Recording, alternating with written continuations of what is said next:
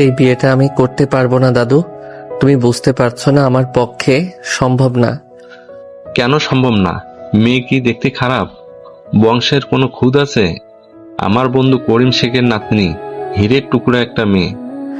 দাদু প্লিজ, হীরের টুকরা হোক বা সোনার টুকরা, আমার যায় আসে না। মেয়েটার বয়স মাত্র 16। এটা একটা বাচ্চা বয়স। আমি একজন ডাক্তার হয়ে এই শিশু বিবাহ করতে পারি না। এটা আইনত অপরাধ। আইন? আমারে তুই আইন শেখাস? আমি বিছানায় পড়ে মরতেছি আর তুই আমারে আইনের ভয় দেখাস? আমার শেষ ইচ্ছাটাও পূরণ করবি না? হাসপাতালের কেবিনের বিছানায় শুয়ে থাকা আজহার আহমেদের শীর্ণ মুখটা অভিমানে শক্ত হয়ে উঠল। তার 27 বছরের ডাক্তার নাতি, শহরের নামকরা কার্ডিয়াক সার্জন রায়ান আহমেদ অসহায়ভাবে দাদার দিকে তাকিয়ে রইল। যে হাত দুটো কয়েক ঘন্টা আগেও আরেকজনের হৃৎপিণ্ড দিয়ে কাটাছেঁড়া করেছে, সে হাত দুটো এখন তার নিজের মাথার চুল খামচে ধরতে চাইছে। দাদু, তুমি ইমোশনাল ব্ল্যাকমেইল করছো। ওর জগৎ আর আমার জগৎ সম্পূর্ণ আলাদা। ও গ্রামের একটা সাধারণ মেয়ে, আর আমার লাইফস্টাইল কিছুই মিলবে না। সারা জীবন শুধু অশান্তি হবে। অশান্তি তো এখন তোর জীবনে চলতেছে। সারাদিন খালি হাসপাতাল আর রুগী। রোবটের মতো তোর জীবন। ওই মাইয়াটা তোর জীবনে শান্তি আনবে দেখিস। ওর চোখে মায়া আছে, নদীর স্রোতের মতো শান্তি আছে। তুই বুঝবি না।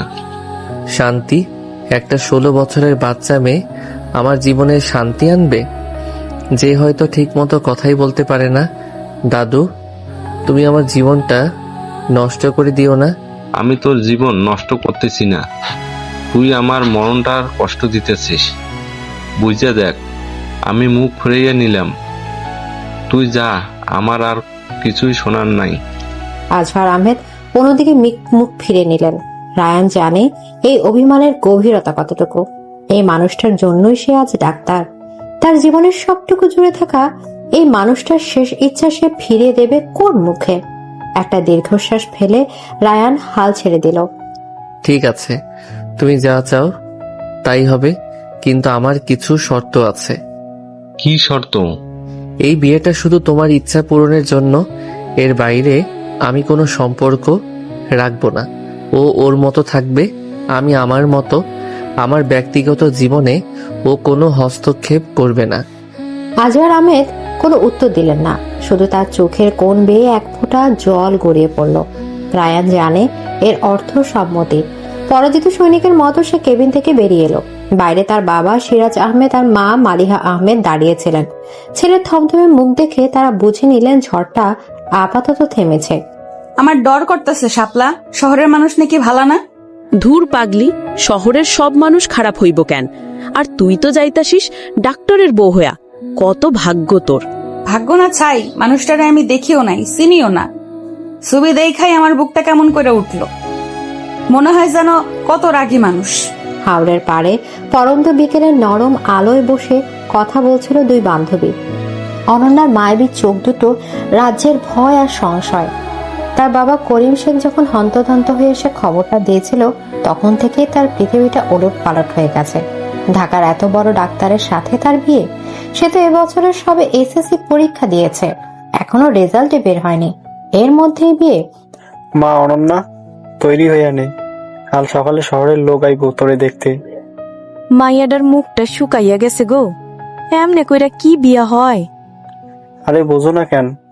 এমন রাজপুত্রের মতো জামাই আমরা কই পাইতাম। মাইয়া আমার রানীর মতো থাকবো। দাদার কথাতেই সব হইতেছে। রায়ান নাকি একটু নারাজ ছিল, কিন্তু দাদার মুখের উপর কথা কইতে পারে নাই। অনন্যা সব শোনে, তার কিছু বলার নেই। গ্রামের মেয়েদের নিজের ইচ্ছায় দাম কতটুকুই বা থাকে। সে শুধু তার প্রিয় নদীটার দিকে তাকিয়ে থাকে, যার কাছে তার সব না বলা কথা জমে রাখা। বিয়েটা হয়ে গেল খুব তাড়াহুড়োর মধ্যে। গ্রামের বাড়িতে সাদামাটা আয়োজন, কিন্তু রায়ানদের পক্ষ থেকে এলাহি কাণ্ড। রায়ান পুরোটা সময় একটা পাথরের মূর্তির মতো বসেছিল। একবারের জন্য সে ঘুমটায় ঢাকা অনন্যার মুখের দিকে তাকায়নি।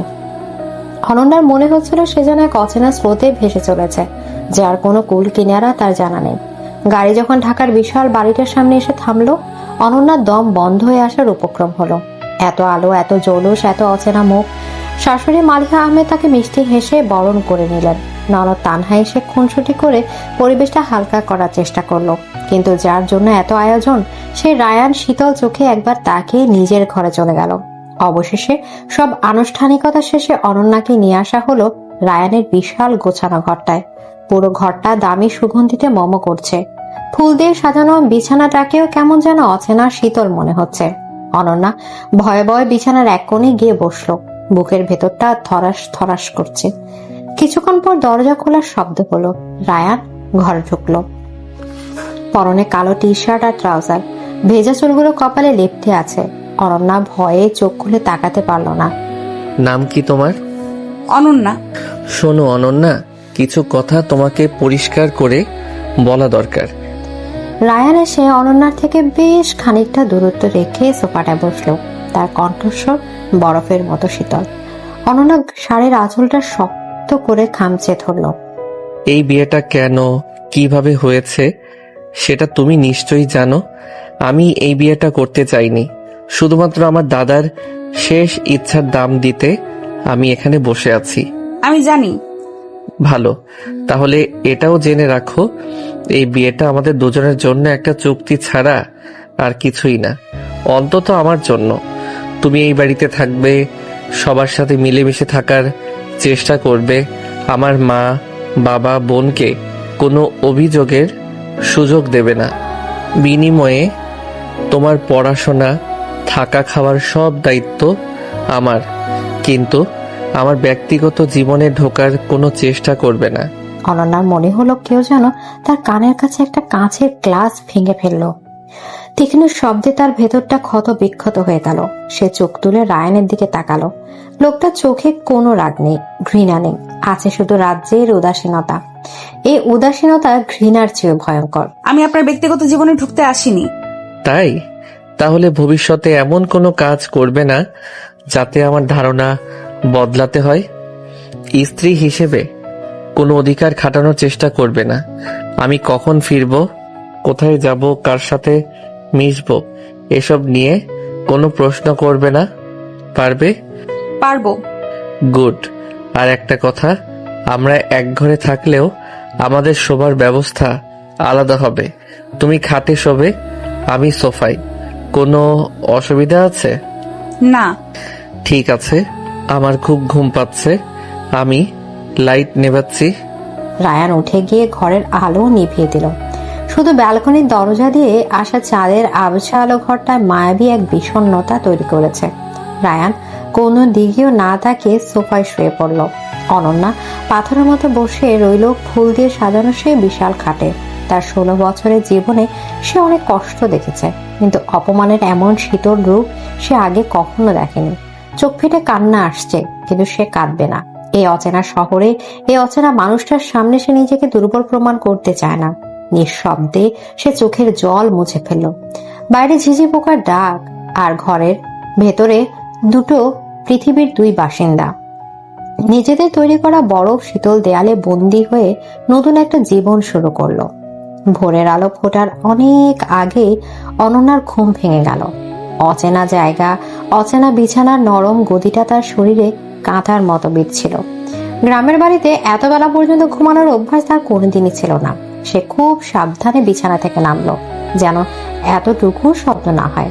ঘরের আবছা অন্ধকারে চোখ সরিয়ে নিতেই তার দৃষ্টি গেল সোফার দিকে। রায়ান গভীর ঘুমে অচেতন। লোকটার কঠিন ভাবলেশীন মুখটা ঘুমের মধ্যে কেমন আশ্চর্য রকম শান্ত দেখাচ্ছে। দিনের বেলার সেই রুক্ষতা, সেই শীতলতার লেশ মাত্র নেই। কপালে এসে পড়া কয়েকটা অবাধ্য চুল তাকে দেখতে ঠিক তার বয়সী অন্য 10টা সাধারণ যুবকের মতোই লাগছে। অনন্যা বেশিক্ষণ তাকিয়ে থাকতে পারল না। অজানা এক সংকোচে সে চোখ নামিয়ে নিল। আল্লাহ!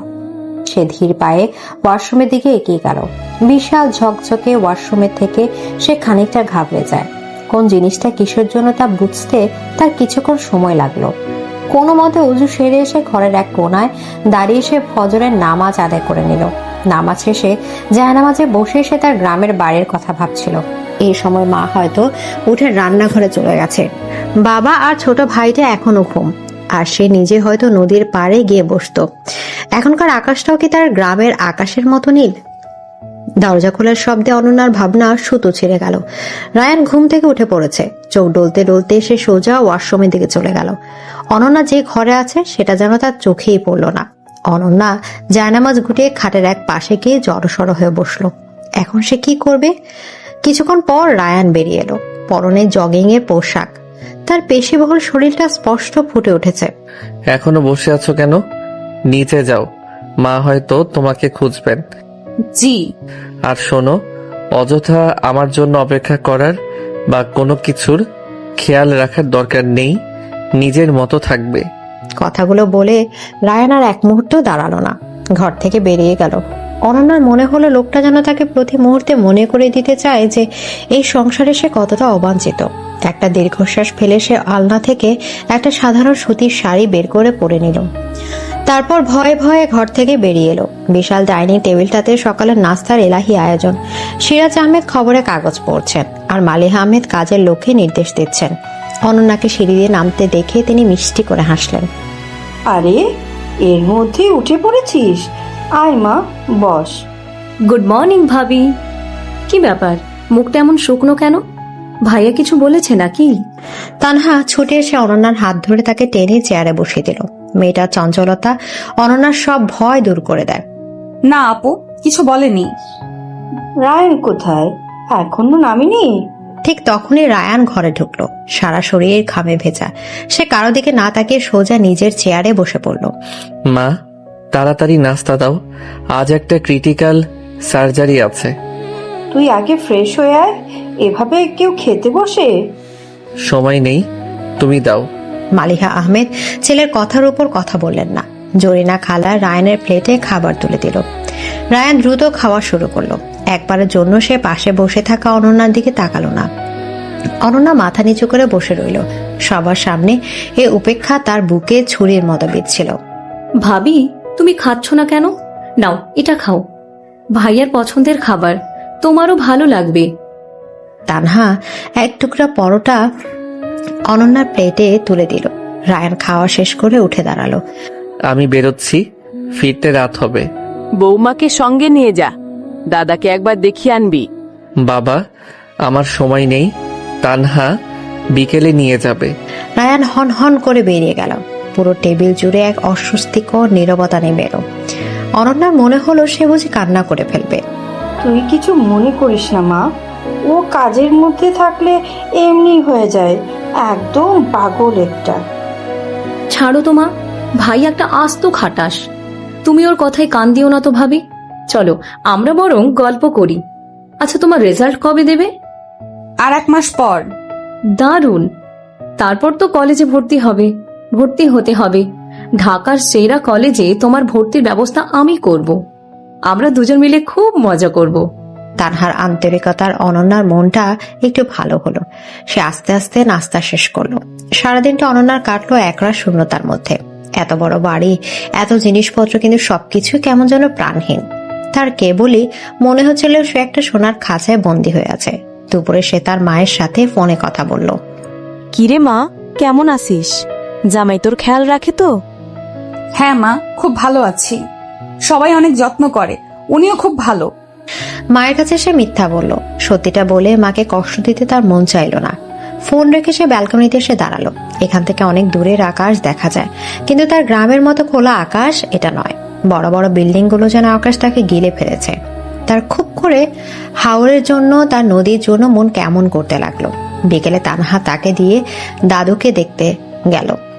আজহার আহমদকে দেখে অনন্যার খুব মায়া হলো। বিছানায় শুয়ে থাকা বৃদ্ধ মানুষটার চোখ দুটো শুধু জল জল করছে। কেমন আছিস রে দাদু ভাই?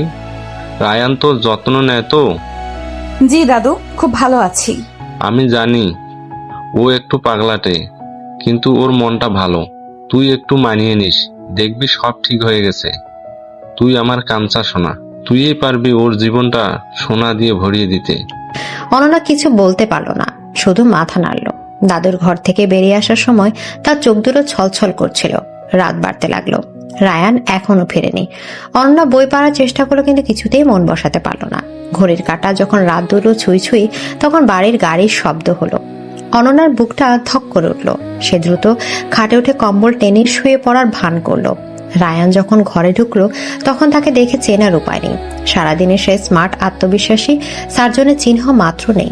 শার্টের হাতা গোটানো, টাইটা আলগা হয়ে ঝুলছে, চুলগুলো এলোমেলো। তার হাঁটার মধ্যে কোনো স্থিরতা নেই। সে ঘরে ঢুকে আলোনা জেলে সোজা ব্যালকনির দিকে চলে গেল। তারপর গ্রিল ধরে বাইরের অন্ধকারের দিকে তাকিয়ে রইল। অনন্যা কম্বলের নিচ থেকে উকি দিয়ে তাকে দেখছিল। লোকটার কি হয়েছে, এমন বিধ্বস্ত দেখাচ্ছে কেন? সে চুপ করে শুয়ে রইল। রায়ানের নিয়ম ভাঙার সাহস তার নেই। অনেকক্ষণ কেটে গেল। রায়ান সেভাবেই দাঁড়িয়ে। হঠাৎ অনন্যা দেখলো রায়ানের চওড়া কাঁধ দুটো অল্প অল্প কাঁপছে। লোকটা কি কাঁদছে? যে মানুষটা পাথরের মতো কঠিন, সে কাঁদছে? অনন্যার ভেতরটা কেমন করে উঠলো। সব ভয়, সব অপমান ভুলে গিয়ে তার খুব মায়া হলো। সে খুব সাবধানে বিছানা থেকে নামলো। তারপর ধীর পায়ে রান্নাঘরের দিকে গেল। এক গ্লাস পানি নিয়ে যে সে যখন ফিরে এলো, রায়ান তখনও সেভাবে দাঁড়িয়ে। পানি। রায়ান চমকে ঘুরে দাঁড়ালো।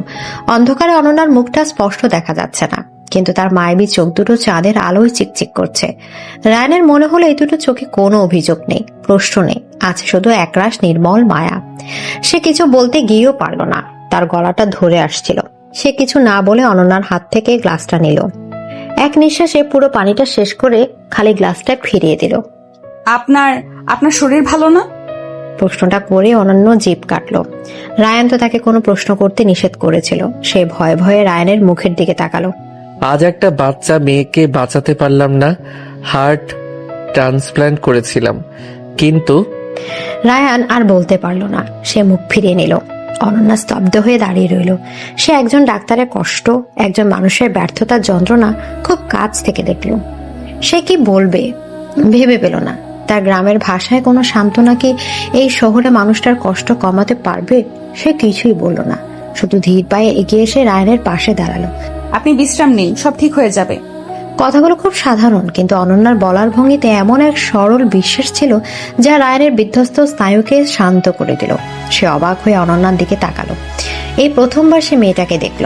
16 বছরের এক কিশোরী, যার চোখে ভয়ের বদলে ফুটে উঠেছে অদ্ভুত এক প্রশান্তি, যার মায়াবী মুখটায় লেগে আছে হাওড়ের ভেজা মাটির স্নিগ্ধতা। দাদুর কথাটা তার মনে পড়ে গেল। ওর চোখে মায়া আছে, নদীর স্রোতের মতো শান্তি আছে। রায়ান কিছু বলল না, শুধু তাকিয়ে রইল। তার মনে হলো এই গভীর রাতে তার জীবনের সবচেয়ে পরাজিত মুহূর্ত, এই অজানা সরল মেয়েটার উপস্থিতি যেন এক পশলা বৃষ্টির মতো, যে বৃষ্টি তার ভেতরের সব আগুন হয়তো নেভাতে পারবে না, কিন্তু দহনের যন্ত্রণাটা কিছুটা হলেও কমিয়ে দেবে। পরের দিন সকালে রায়ানের ঘুম ভাঙল সোফার অস্বস্তিতে নয়, বরং একরাশ দ্বিধার সংকোচ নিয়ে। গত রাতের ঘটনাগুলো আপনার স্বপ্নের মতো তার মাথার ঘুরপাক খাচ্ছিল। একজন পরাজিত বিধ্বস্ত রায়ান, আর তার পাশে একজনের শান্ত মায়াবী চোখ। সে কি সত্যি এতটা দুর্বল হয়ে পড়েছিল এই বাচ্চা মেয়েটার সামনে? ছি, নিজের উপরই তার তীব্র বিরক্ত হলো। সে দ্রুত উঠে বসলো। ঘরের আবছা আলোয় দেখলো অনন্যা খাটের উপর গুটিসুটি মেরে ঘুমিয়ে আছে। ভোরের নরম আলোটা পড়েছে তার মুখে। কি আশ্চর্য সরল আর নিষ্পাপ দেখাচ্ছে। রাতে সেই সান্ত্বনা দেয়া গভীর চোখ দুটো এখন বন্ধ। রায়ানের ভেতরটা কেমন মোচড় দিয়ে উঠল। এই মেয়েটার মধ্যে সত্যি কিছু একটা আছে যা তাকে অস্বস্তিতে ফেলে দেয়। সে আর এক মুহূর্ত দাঁড়ালো না। নিঃশব্দে পোশাক নিয়ে ওয়াশরুমে চলে গেল। হাসপাতালে যাওয়ার জন্য যখন সে তৈরি হচ্ছিল, অনন্যার ঘুম ভেঙে গেল। সে উঠে বসতে রায়ানের সাথে চোখাচোখি হয়ে গেল। অনন্যা দ্রুত চোখ নামিয়ে নিল। রায়ানের ভেতরটা কেমন খচখচ করে উঠল। অন্তত একটা ধন্যবাদ কি দেয়া যেত না? কিন্তু তার পুরুষালী অহংবোধ তাকে বাধা দিল। সে আগের মতোই ভাবলেশীন মুখে ঘর থেকে বেরিয়ে যাওয়ার জন্য পা বাড়ালো। শোনো। দরজার কাছ থেকে রায়ানের গলার আওয়াজ শুনে অনন্যা চমকে তাকালো। নাস্তা করে নিও, আর কোনো দরকার হলে মাকে বা তানহাকে বলবে। কথাগুলো সে এক নিঃশ্বাসে বলে ফেলল। অনন্যার উত্তরে উপেক্ষা না করেই দ্রুত ঘর থেকে বেরিয়ে গেল। অনন্যা অবাক হয়ে দরজার দিকে তাকিয়ে রইল। লোকটাই প্রথমবার তার খাওয়া বা প্রয়োজন নিয়ে কথা বলল। কারণটা যাই হোক, অনন্যার শুকনো সকালটা হঠাৎ করে একটু রঙিন মনে হলো। কি ব্যাপার ভাবি, একা একা হাসছো যে? ভাইয়া কি যাওয়ার সময় আই লাভ ইউ বলে গেল নাকি? তানহা এক কাপ কফি নিয়ে ঘরে ঢুকতে ঢুকতে চোখ টিপে কথাটা বলল। অনন্যার লজ্জায় লাল হয়ে গেল। কি যে বলো না আপু। তাহলে নিশ্চয়ই ভালো কিছু হয়েছে। তোমার মুখটা আজ সকাল থেকে একদম ফুটে থাকা শাপলা ফুলের মতো লাগছে। যাই হোক, তোমার কলেজে ভর্তির ফর্ম এনেছি, আজকেই পূরণ করতে হবে। তানহা বিছানার উপর একগাদা কাগজপত্র ছড়িয়ে বসলো। অনন্যা আগ্রহ নিয়ে ফর্মগুলো দেখতে লাগলো। পড়াশোনা আবার শুরু করতে পারবে, এটা ভাবতে তার মনটা ভালো হয়ে গেল। আচ্ছা ভাবি, তোমার আর কি কি করতে ভালো লাগে? মানে গান গাইতে, ছবি আঁকতে, এসব? আমাদের গ্রামে থাকতে নদীতে সাঁতার কাটতাম আর গুনগুন করে গান গাইতাম। মাঝে মাঝে মাটির দেওয়ালে কয়লা দিয়ে আঁকিবুকি করতাম। সত্যি? কি গান গাইতে তুমি? ওই আর কি, যা শুনতাম তাই, ভাটিয়ালি, ভাওয়াইয়া। আমাকে একটা শোনাবে প্লিজ? অনন্যা লজ্জায় মাথা নিচু করে ফেলল। আমি ভালো গাইতে পারি না। আচ্ছা ঠিক আছে, জোর করব না, কিন্তু তোমার আঁকা আঁকির হাতটা আমি দেখতে চাই। দাঁড়াও, আমি আমার পুরনো স্কেচ বুক আর পেন্সিল নিয়ে আসছি। তানহা ছুটে ঘর থেকে বেরিয়ে গেল। কিছুক্ষণ পরে একটা স্কেচ বুক আর বাক্স ভর্তি রং পেন্সিল নিয়ে হাজির হলো। অনন্যা প্রথমে কিছুটা ইতস্তত করলেও সাদা খাতার রঙের গন্ধ তাকে লোভাতুর করে তুলল। সে ভয়ে ভয়ে একটা পেন্সিল হাতে তুলে নিল। তারপর চোখ বন্ধ করে ভাবতে লাগলো তার গ্রামের নদীর কথা, সেই নদীর ধারে বিশাল হিজল গাছটার কথা। তার হাত চলতে শুরু করলো। তানহা অবাক হয়ে দেখলো কি অবলীলায় অনন্যার পেন্সিলের আঁচড়ে একটা জীবন্ত দৃশ্য ফুটে উঠেছে। এই তো সাধারণ আঁকেবুকি নয়, এ তো শিল্পীর হাত।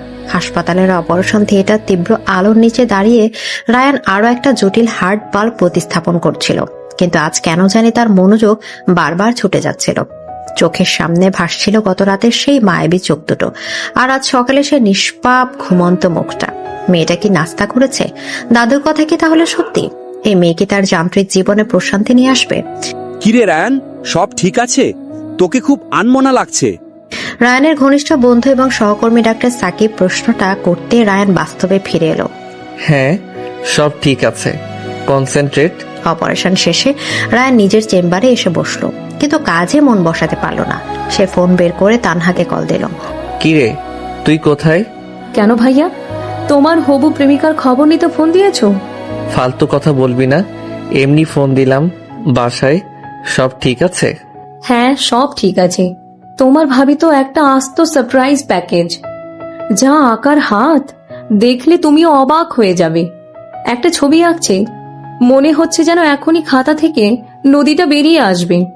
আঁকতে পারে ও? পারে মানে অসাধারণ পারি। তুমি তো ভাবির কোনো খোঁজই রাখো না। আজ তাড়াতাড়ি বাসায় এসো, নিজের চোখেই দেখবে। রায়ান ফোনটা রেখে দিল। তার মনের মধ্যে এক অদ্ভুত কৌতূহল জন্ম দিল। যে মেয়েটাকে সে একটা সাধারণ অশিক্ষিত গ্রামের মেয়ে ভেবে অবহেলা করে এসেছে, তার ভেতরেও একটা শিল্পী লুকিয়ে আছে। তার কেন জানি মেয়েটাকে নতুন করে জানতে ইচ্ছা করলো। সেদিন বিকেলে রায়ান সময়ের অনেক আগেই বাড়ি ফিরল। পুরো বাড়িটা নিস্তব্ধ। সে ভাবলো হয়তো সবাই বিশ্রাম নিচ্ছে। নিজের ঘরের দিকে যাওয়ার সময় হঠাৎ করে তার কানে একটা গুনগুন সুর ভেসে এলো। সুরটা আসছে ছাদের বাগান থেকে। খুব চেনা সুর, কিন্তু গলার আওয়াজটা অচেনা, মিষ্টি আর মায়াবী। কৌতূহলী হয়ে রায়ান নিঃশব্দে সিঁড়ি বেয়ে ছাদের দিকে উঠে গেল। ছাদের দরজার কাছে গিয়ে সে থমকে দাঁড়ালো।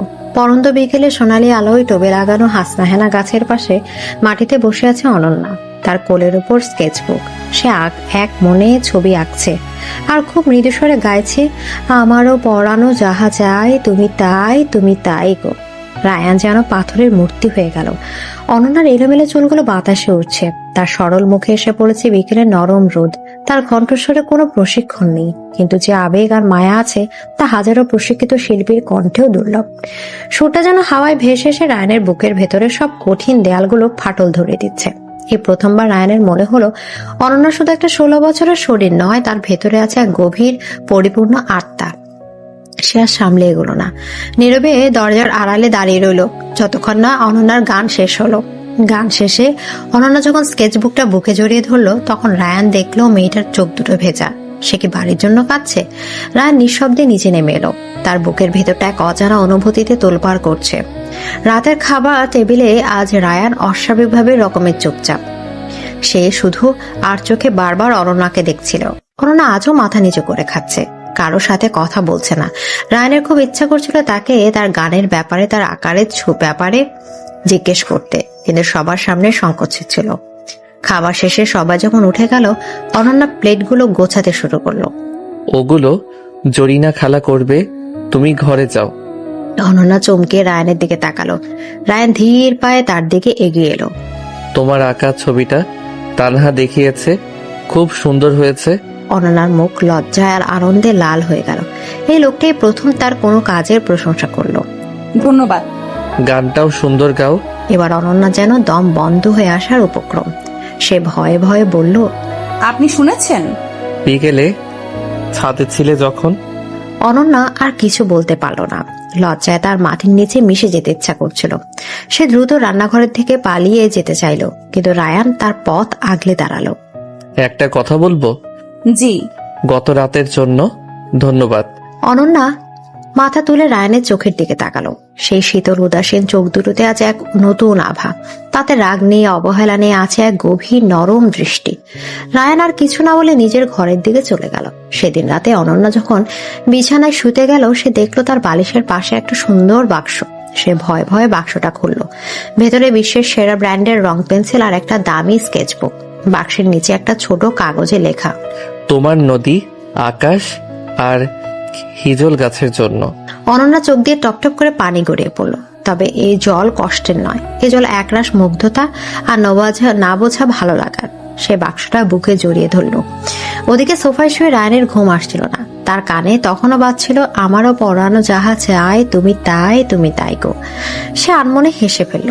তার পাথর কঠিন জীবনে এই কাঁচা সোনাটা বোধহয় সত্যি এক শান্তির টুকরো নিয়ে এসেছে। পরদিন সকালে নাস্তার টেবিলে পরিবেশটা ছিল অদ্ভুত রকমের শান্ত। তবে আগের দিনগুলোর মতো অস্বস্তিকর শীতল নয়।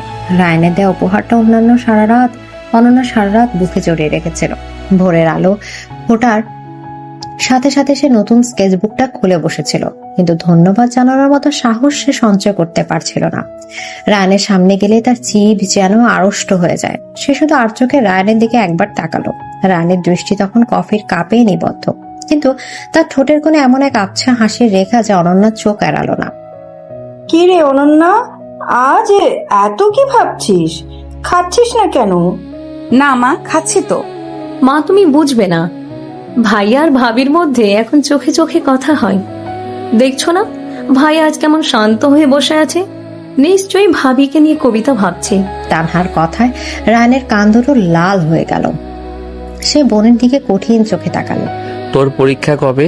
পড়াশোনায় মন দে, নয়তো এবারও ফেল করবি। বাপ রে, একেবারে বিন্দুতে ঘা। ঠিক আছে, আমি যাচ্ছি, তোমরা প্রেম করো। তানহা দুষ্টুমি করে হাসতে হাসতে উঠে গেল। রায়ানের খাওয়া শেষ হলে সে চেয়ারে ছেড়ে উঠে দাঁড়ালো। অনন্যা দ্রুত উঠে দাঁড়ালো। তার বুকটা ধুকপুক করছে। এখনই সুযোগ, নয়তো আর বলা হবে না। শুনুন। রায়ানের পা দুটো থেমে গেল। সে ঘুরে না দাঁড়িয়ে বলল, কিছু বলবে? ওই উপহারটার জন্য অনেক ধন্যবাদ, খুব সুন্দর হয়েছে। রায়ানের চড়া পিঠটা দেখে অনন্যা বুঝতে পারছিল লোকটা হাসছে।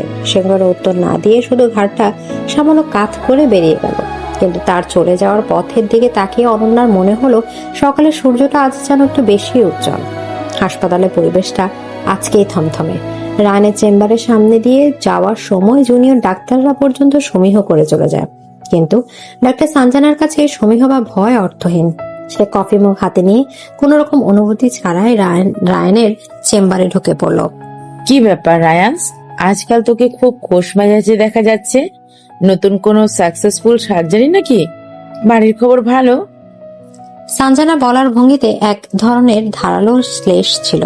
রায়ানের কপালে সূক্ষ্ম একটা ভাঁজ পড়ল। সে সানজানার এর গায়ে পড়া স্বভাবটা একদমই পছন্দ করে না। আমার বাড়ির খবর নিয়ে তোমার এত আগ্রহ কেন সানজানা? আরে আগ্রহ হবে না, শুনলাম তোর গ্রামের বউ নাকি দেখতে একেবারে বাচ্চা, ঠিক মতো কথা বলতে পারে, নাকি ইশারায় বোঝাতে হয়? আমাদের সার্কেলে মানাবে তো? আমার স্ত্রী কেমন সেটা নিয়ে তোমার না ভাবলেও চলবে।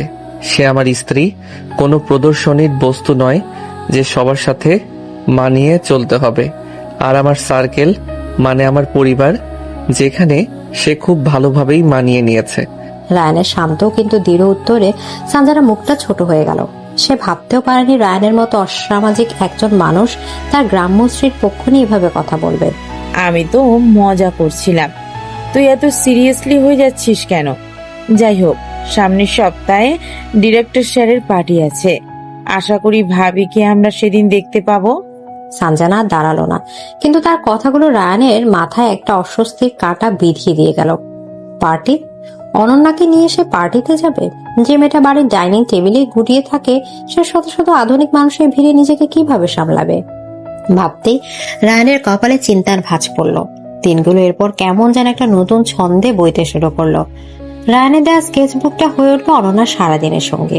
সে তার গ্রামের স্মৃতি, তার নদী, তার আকাশ, বর্ষার আগমন সবকিছু ক্যানভাসে বন্দি করতে লাগলো।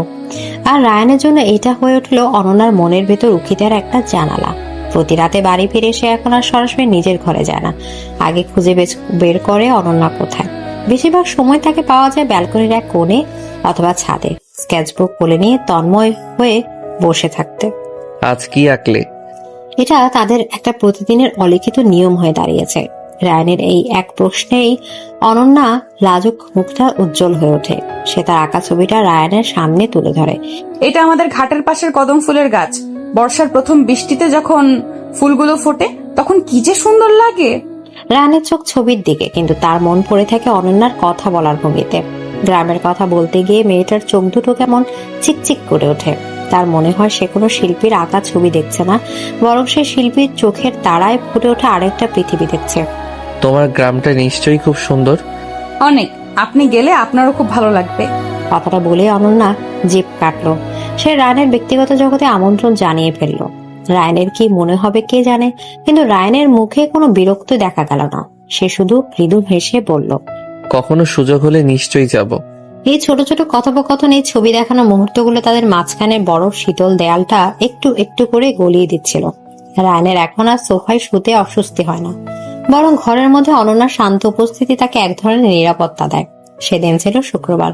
রায়ানের হাসপাতাল বন্ধ। সারাদিন বাড়িতেই ছিল সে। মালিহা আহমেদ রান্নাঘরে বিশেষ কিছু রান্না করছিলেন। তানহা আর অনন্যা তাকে সাহায্য করছিল।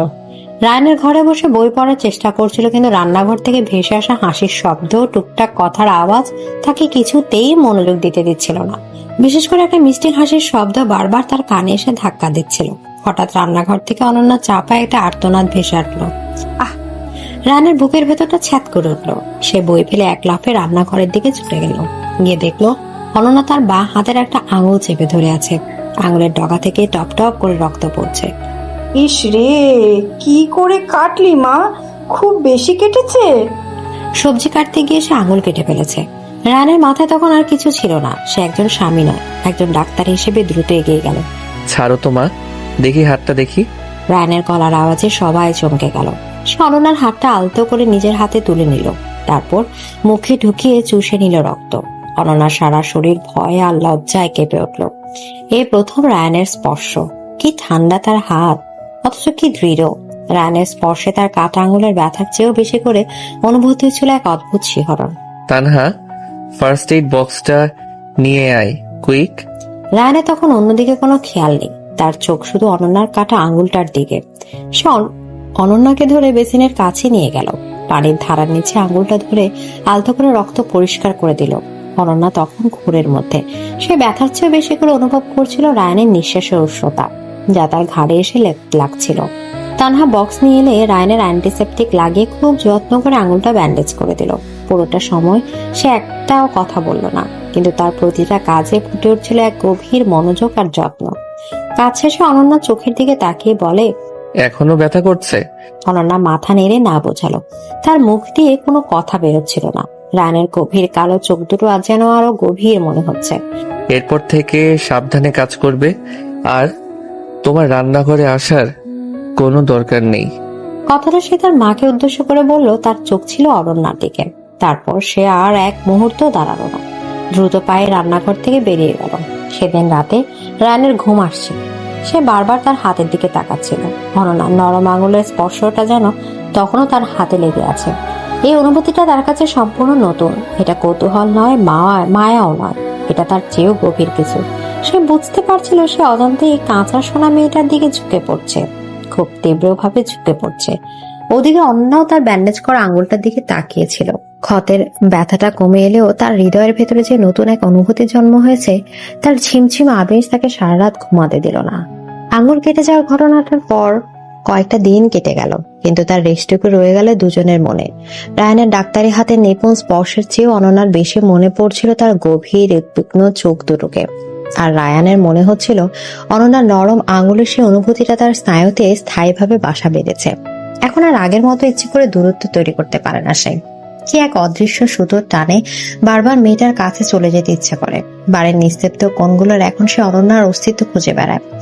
একদিন রাতে বাড়ি ফিরে রায়ান দেখলো অনন্যা ড্রয়িং রুমে বসে তানহার সাথে কি একটা বিষয় নিয়ে খুব মন দিয়ে কথা বলছে। তার হাতে একটা ইংরেজি ম্যাগাজিন। আর এই দেখো ভাবি, এটাকে বলে বল গাউন। বড় বড় পার্টিতে মেয়েরা এগুলো পরে যায়। এগুলো পরে কি সুন্দর, তাই না? অনেক সুন্দর আপু, কিন্তু এত কাপড় দিয়ে বানানো জামা পরে ওর হাঁটাচলা করে কিভাবে? আমার তো শাড়ি পরেই কত সমস্যা হয়। আরে ওটা অভ্যাস হয়ে যায়। ভাইয়া তো ডিরেক্টর স্যারের পার্টিতে তোমাকে নিয়েই যাবে, তখন তোমার জন্য এর থেকেও সুন্দর একটা শাড়ি কেনা হবে। রায়ানের বুকের ভেতরটা ধক করে উঠল। সে দরজার আড়ালে দাঁড়িয়ে রইল। অনন্যা পার্টিতে যাওয়ার কথা শুনে কি ভাববে এটা জানায় এক তীব্র কৌতূহল তাকে পেয়ে বসলো। আমি পার্টিতে যাব?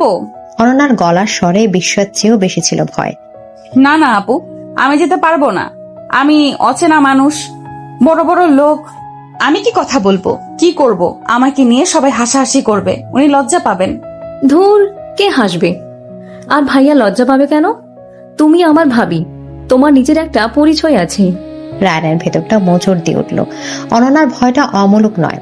সানজানার মতো মেয়েরা তাকে নিয়ে হাসাহাসি করবেই, কিন্তু অনন্যার শেষ কথাটা উনি লজ্জা পাবেন। রায়ানের বুকের তীরের মতো বিঁধল। মেয়েটা নিজের অপমানের চেয়েও তার সম্মানের কথা বেশি ভাবছে।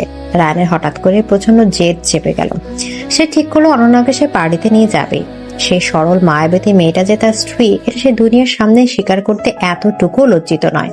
পরের দিন তা ছিল রায়ানের জন্য এক নতুন অভিজ্ঞতা।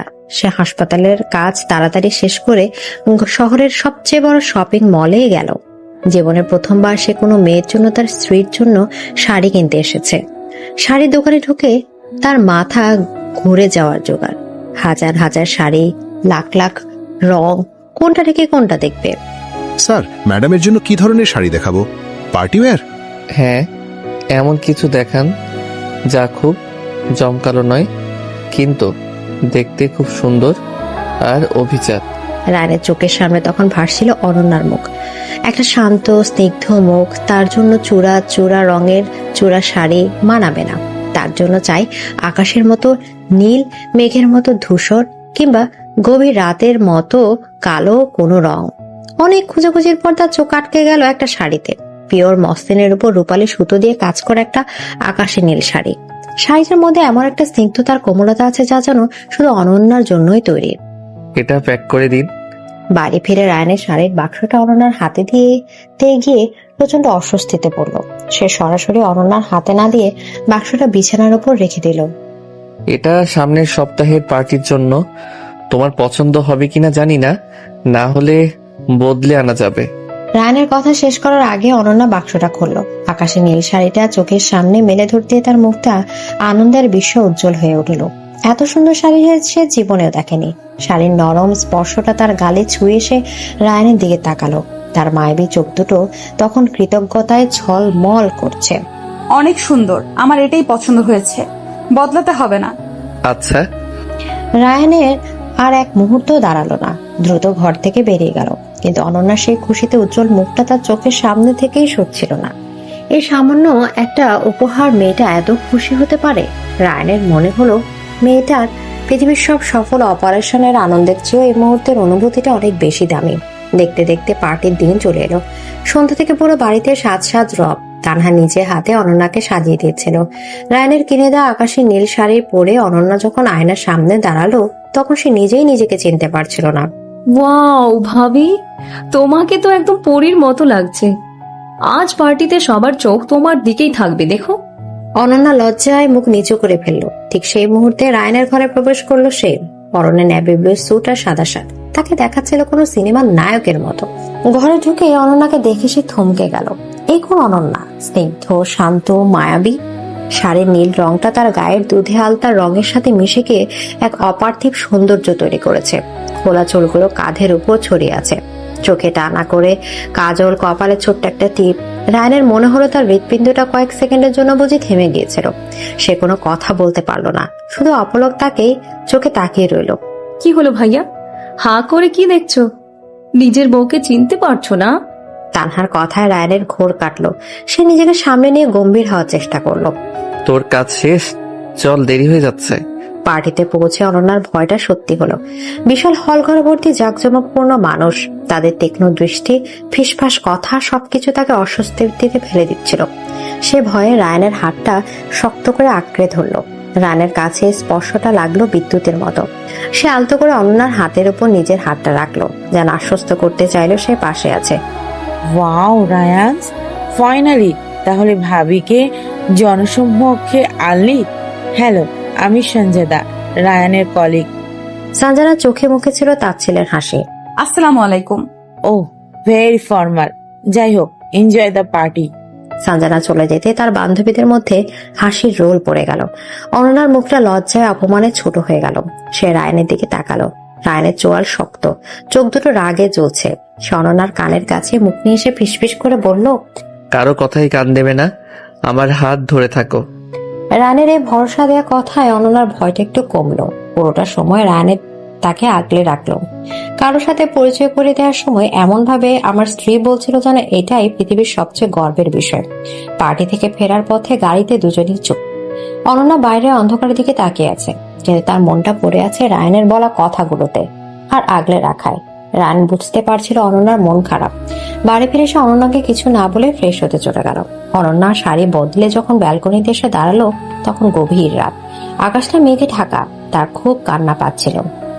সে কি সত্যি জগতের জন্য বেমানান? মন খারাপ? রায়ানের গলার আওয়াজে অনন্যা চমকে পিছনে ফেলল।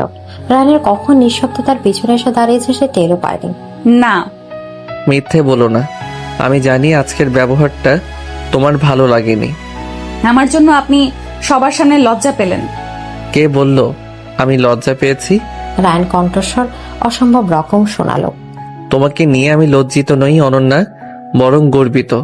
তোমার মতো এমন একজন সরল পবিত্র মনের মানুষ আমার জীবনে আছে, এটা আমার সৌভাগ্য। ওদের মতো কৃত্রিম মানুষদের কথার কোনো দাম আমার কাছে নেই। অনন্যা ছলছল চোখে রায়ানের দিকে তাকালো। লোকটার চোখ দুটো দেখে গভীর বিশ্বাস। এই বিশ্বাসটুকুতেই তো তার সম্বল। তুমি কেঁদো না, তোমার চোখের জল আমার সহ্য হয় না। রায়ানের নিজের অজান্তে তার হাতটা এগিয়ে গেল অনন্যার গালটা ছুঁতে। সে খুব আলতো করে অনন্যার গাল থেকে এক ফোঁটা জল মুছে দিল। তার আঙুলের শীতল স্পর্শে অনন্যার সারা শরীর কেঁপে উঠল। রায়ানেরও বুকের ভেতরটা তোলপাড় করছে। সে আর নিজেকে সামলাতে পারল না। দু হাতে অনন্যার মুখটা তুলে ধরল সে। তারপর খুব ধীরে ধীরে অসম্ভব কোমলতার সাথে তার কপাল নিজের ঠোঁট ছোঁয়ালো। অনন্যা চোখ বন্ধ করে ফেলল। তার 16 বছরের জীবনে সম্পূর্ণ নতুন অনুভূতি। ভয়ের বদলে তার সারা শরীর জুড়ে বয়ে গেল এক মিষ্টি অচেনা স্রোত। রায়ানের কপাল থেকে নেমে এলো অনন্যার চোখের পাতায়। তারপর তার কাঁপা কাঁপা ঠোঁট খুঁজে নিল অনন্যার নরম গোলাপি ঠোঁট। প্রথম স্পর্শটা ছিল প্রজাপতির পাখার মতো হালকা, কিন্তু তার আবেশ ছিল অনন্তকালের। রায়ানের এতদিন ধরে পুষে রাখা সব দ্বিধা, সব দেয়াল এই এক মুহূর্তে চুরমার হয়ে গেল। সে পরম মমতায় অনন্যাকে নিজের আরো কাছে টেনে নিল। অনন্যার ভীরু হাত দুটো রায়ানের শার্টটা খামচে ধরল। বাইরে মেঘলা আকাশ ভেঙে তখনও হয়তো বৃষ্টি নামেনি, কিন্তু তাদের দুজনের মনের ভেতর ভালোবাসার বর্ষণ। ভোরের প্রথম আলো যখন ব্যালকনির কাঁচ ভেদ করে ঘরে এসে পড়ল, অনন্যার ঘুমটা তখনই ভেঙে গেল। চোখ খোলার আগে গত রাতের ঘটনাগুলো স্বপ্নের মতো তার সমস্ত চেতনাকে আচ্ছন্ন করে ফেলল। রায়ানের সেই নরম স্পর্শ, তার কপালে, চোখের পাতায় আর ঠোঁটে অসম্ভব কোমল সেই চুম্বন অনুভূতিতে অনন্যার সারা শরীর লজ্জায় আর ভালো লাগায় কেঁপে উঠল। সে খুব সাবধানে চোখ খুলল। রায়ানের তখনও ঘুমে। সোফার ছোট পরিসরে লম্বা শরীরটা গুটিয়ে শুয়ে আছে। ঘুমের মধ্যে তার কপালে একটা হালকা চিন্তার ভাঁজ, যা দেখে অনন্যার ভেতরটা মায়ায় আর্দ্র হয়ে গেল। এই মানুষটা বাইরে থেকে যতই কঠিন হোক না কেন, ভেতরটা তার ঠিক কতটা নরম সেটা এখন অনন্যা একটু একটু করে বুঝতে পারছে। সে নিঃশব্দে বিছানা থেকে নেমে ওয়াশরুমে চলে গেল। আয়নার সামনে দাঁড়িয়ে নিজের প্রতিবিম্বের দিকে তাকিয়ে তার মুখটা লজ্জায় লাল হয়ে গেল। আর ঠোঁটে কি এখনো রায়ানের স্পর্শ লেগে আছে? সে দ্রুত মুখে পানির ঝাপটা দিল। নামাজ শেষ করে সে যখন ঘরে ফিরে এলো, রায়ানের ঘুম ভেঙে গেছে। সে সোফায় উঠে বসেছে, দু হাতে মুখ ঢেকে। অনন্যাকে দেখে সে হাত সরিয়ে নিল। দুজনের চোখাচোখি হতে অনন্যা দ্রুত চোখ নামিয়ে নিল, আর রায়নের কান দুটো লাল হয়ে গেল। ঘরের বাতাসটা হঠাৎ করে কেমন ভারী আর মিষ্টি হয়ে উঠেছে। তুমি তুমি ঠিক আছো? জি। রাতের বেলা আমি রায়ানের কি বলবে ভেবে পেল না। যে মানুষটা হাসপাতালে কনফারেন্স রুমে শত শত মানুষের সামনে অনর্গল কথা বলতে পারে, সে আজ এই 16 বছরে একটা মেয়ের সামনে দুটো কথা গুছিয়ে বলতে পারছে না। আপনি কি কিছু নিয়ে অনুতপ্ত? অনুতপ্ত না, একেবারেই না। আমি শুধু নিশ্চিত হতে চাই যে তুমি অস্বস্তিতে নেই। আমি তোমার ইচ্ছার বিরুদ্ধে কিছু করতে চাই না অনন্যা। আমার কোনো অস্বস্তি হচ্ছে না। অনন্যার শান্ত সরল স্বীকারোক্তিতে রায়নের বুকের ভেতরটা যেন একটা শীতল ঝর্ণার জলে ভিজে গেল। সে সোফা থেকে উঠে অনন্যার দিকে এগিয়ে এলো। অনন্যার সামনে দাঁড়িয়ে তার চিবুক ধরে আলতো করে মুখটা উঁচু করলো। তোমার এই সরলতাই আমার সর্বনাশ করছে জানো। রায়নের আর নিজেকে আটকাতে পারল না। ঝুঁকে পড়ে অনন্যার কপালে আরো একটা গভীর চুমুক এলো। তারপর কোনো কথা না বলে দ্রুত ঘর থেকে বেরিয়ে গেল জগিং এর জন্য। অনন্যা ঠায় দাঁড়িয়ে রইল। তার মনে হলো তার ছোট্ট পৃথিবীটা খুশিতে ভালো লাগায় টলমল করছে। সেই দিনের পর থেকে তাদের সম্পর্কের সমীকরণটা পুরোপুরি বদলে গেল। রায়নের এখন আর সোফায় শুতে ইচ্ছে করে না। অনন্যার কাছাকাছি থাকার, তার নিঃশ্বাসের শব্দ শোনার, তার শরীরের মিষ্টি গন্ধটা নেয়ার এক তীব্র আকাঙ্ক্ষা তাকে প্রতি রাতে অস্থির করে তোলে। সেদিন রাতে সে যখন হাসপাতাল থেকে ফিরল, অনন্যা তখন তার জন্য অপেক্ষা করছিল। এখনো ঘুমাওনি? আপনার জন্য অপেক্ষা করছিলাম। রাতের খাবার খাবেন না? রায়নের ক্লান্ত শরীরটা মুহূর্তেই জনমনে হয়ে উঠল। এই যে কেউ তার জন্য অপেক্ষা করছে, এই অনুভূতিটা তার কাছে একদম অন্যরকম। খাবো, কিন্তু তার আগে আমার একটা কথা আছে। বলুন। এভাবে আর কতদিন? কি কতদিন? এই যে আমি সোফায় আর তুমি খাটে, এটা আমার আর ভালো লাগছে না। আমার খুব কষ্ট হয়। অনন্যার মুখটা লজ্জায় নেমে পড়ল।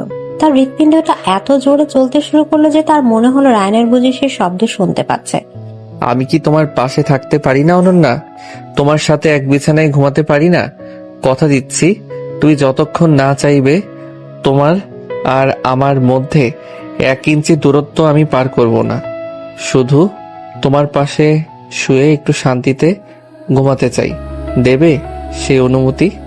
রায়নের আকুতি ভরা কণ্ঠস্বর অনন্যা সব দ্বিধা, সব লজ্জা ভাসিয়ে নিয়ে গেল। সে শুধু মাথা নেড়ে সম্মতি জানালো। রায়নের মুখে ফুটে উঠল এক নির্মল হাসি। সেদিন রাতে প্রথমবার তারা এক বিছানায় শুলো। বিশাল বিছানায় দুই প্রান্তে দুজন, মাঝখানে যেন এক অদৃশ্য দেয়াল। কিন্তু তবু দুজনের শরীরে বয়ে যাচ্ছিল এক অচেনা শিহরণ। রায়নের বারবার ইচ্ছা করছিল অনন্যাকে একটু ছুঁয়ে দেখতে, তাকে বুকে জড়িয়ে নিতে, কিন্তু সে নিজেকে সংযত রাখলো। অনেকক্ষণ পর যখন সে ভাবলো অনন্যা ঘুমিয়ে পড়েছে, সে খুব সাবধানে তার হাতটা বাড়ালো। কিন্তু তার আগেই অনন্যার নরম ভীরু আঙুলগুলো এসে রায়নের হাতটা ছুঁয়ে দিল। রায়নের অবাক হয়ে দেখলো অনন্যা তার দিকে তাকিয়ে আছে। আমার ভয় করছে না। রায়নের আর কিছু বলার ছিল না। সে অনন্যার হাতটা নিজের হাতের মুঠোয় নিয়ে নিল। সে রাতে তাদের আর কোনো কথা হলো না, শুধু দুটো হাত একে অপরের অস্তিত্বের উষ্ণতাটুকু নিল। এই নীরবতাই ছিল তাদের হাজারো না বলা ভালোবাসার কথা। কয়েকদিন পরের কথা। আজ অনন্যার এসএসসি পরীক্ষার রেজাল্ট দিবে। সকাল থেকেই তার প্রচন্ড টেনশন হচ্ছে। সে বারবার জায়নামাজে বসে দোয়া করছিল। রায়নের আজ হাসপাতালে খুব জরুরি কাজ, তবু সে বারবার ফোন করে খবর নিচ্ছিল। কি হলো, রেজাল্ট দিয়েছে? না, এখনো দেয়নি। আমার খুব ভয় করছে, যদি খারাপ হয়।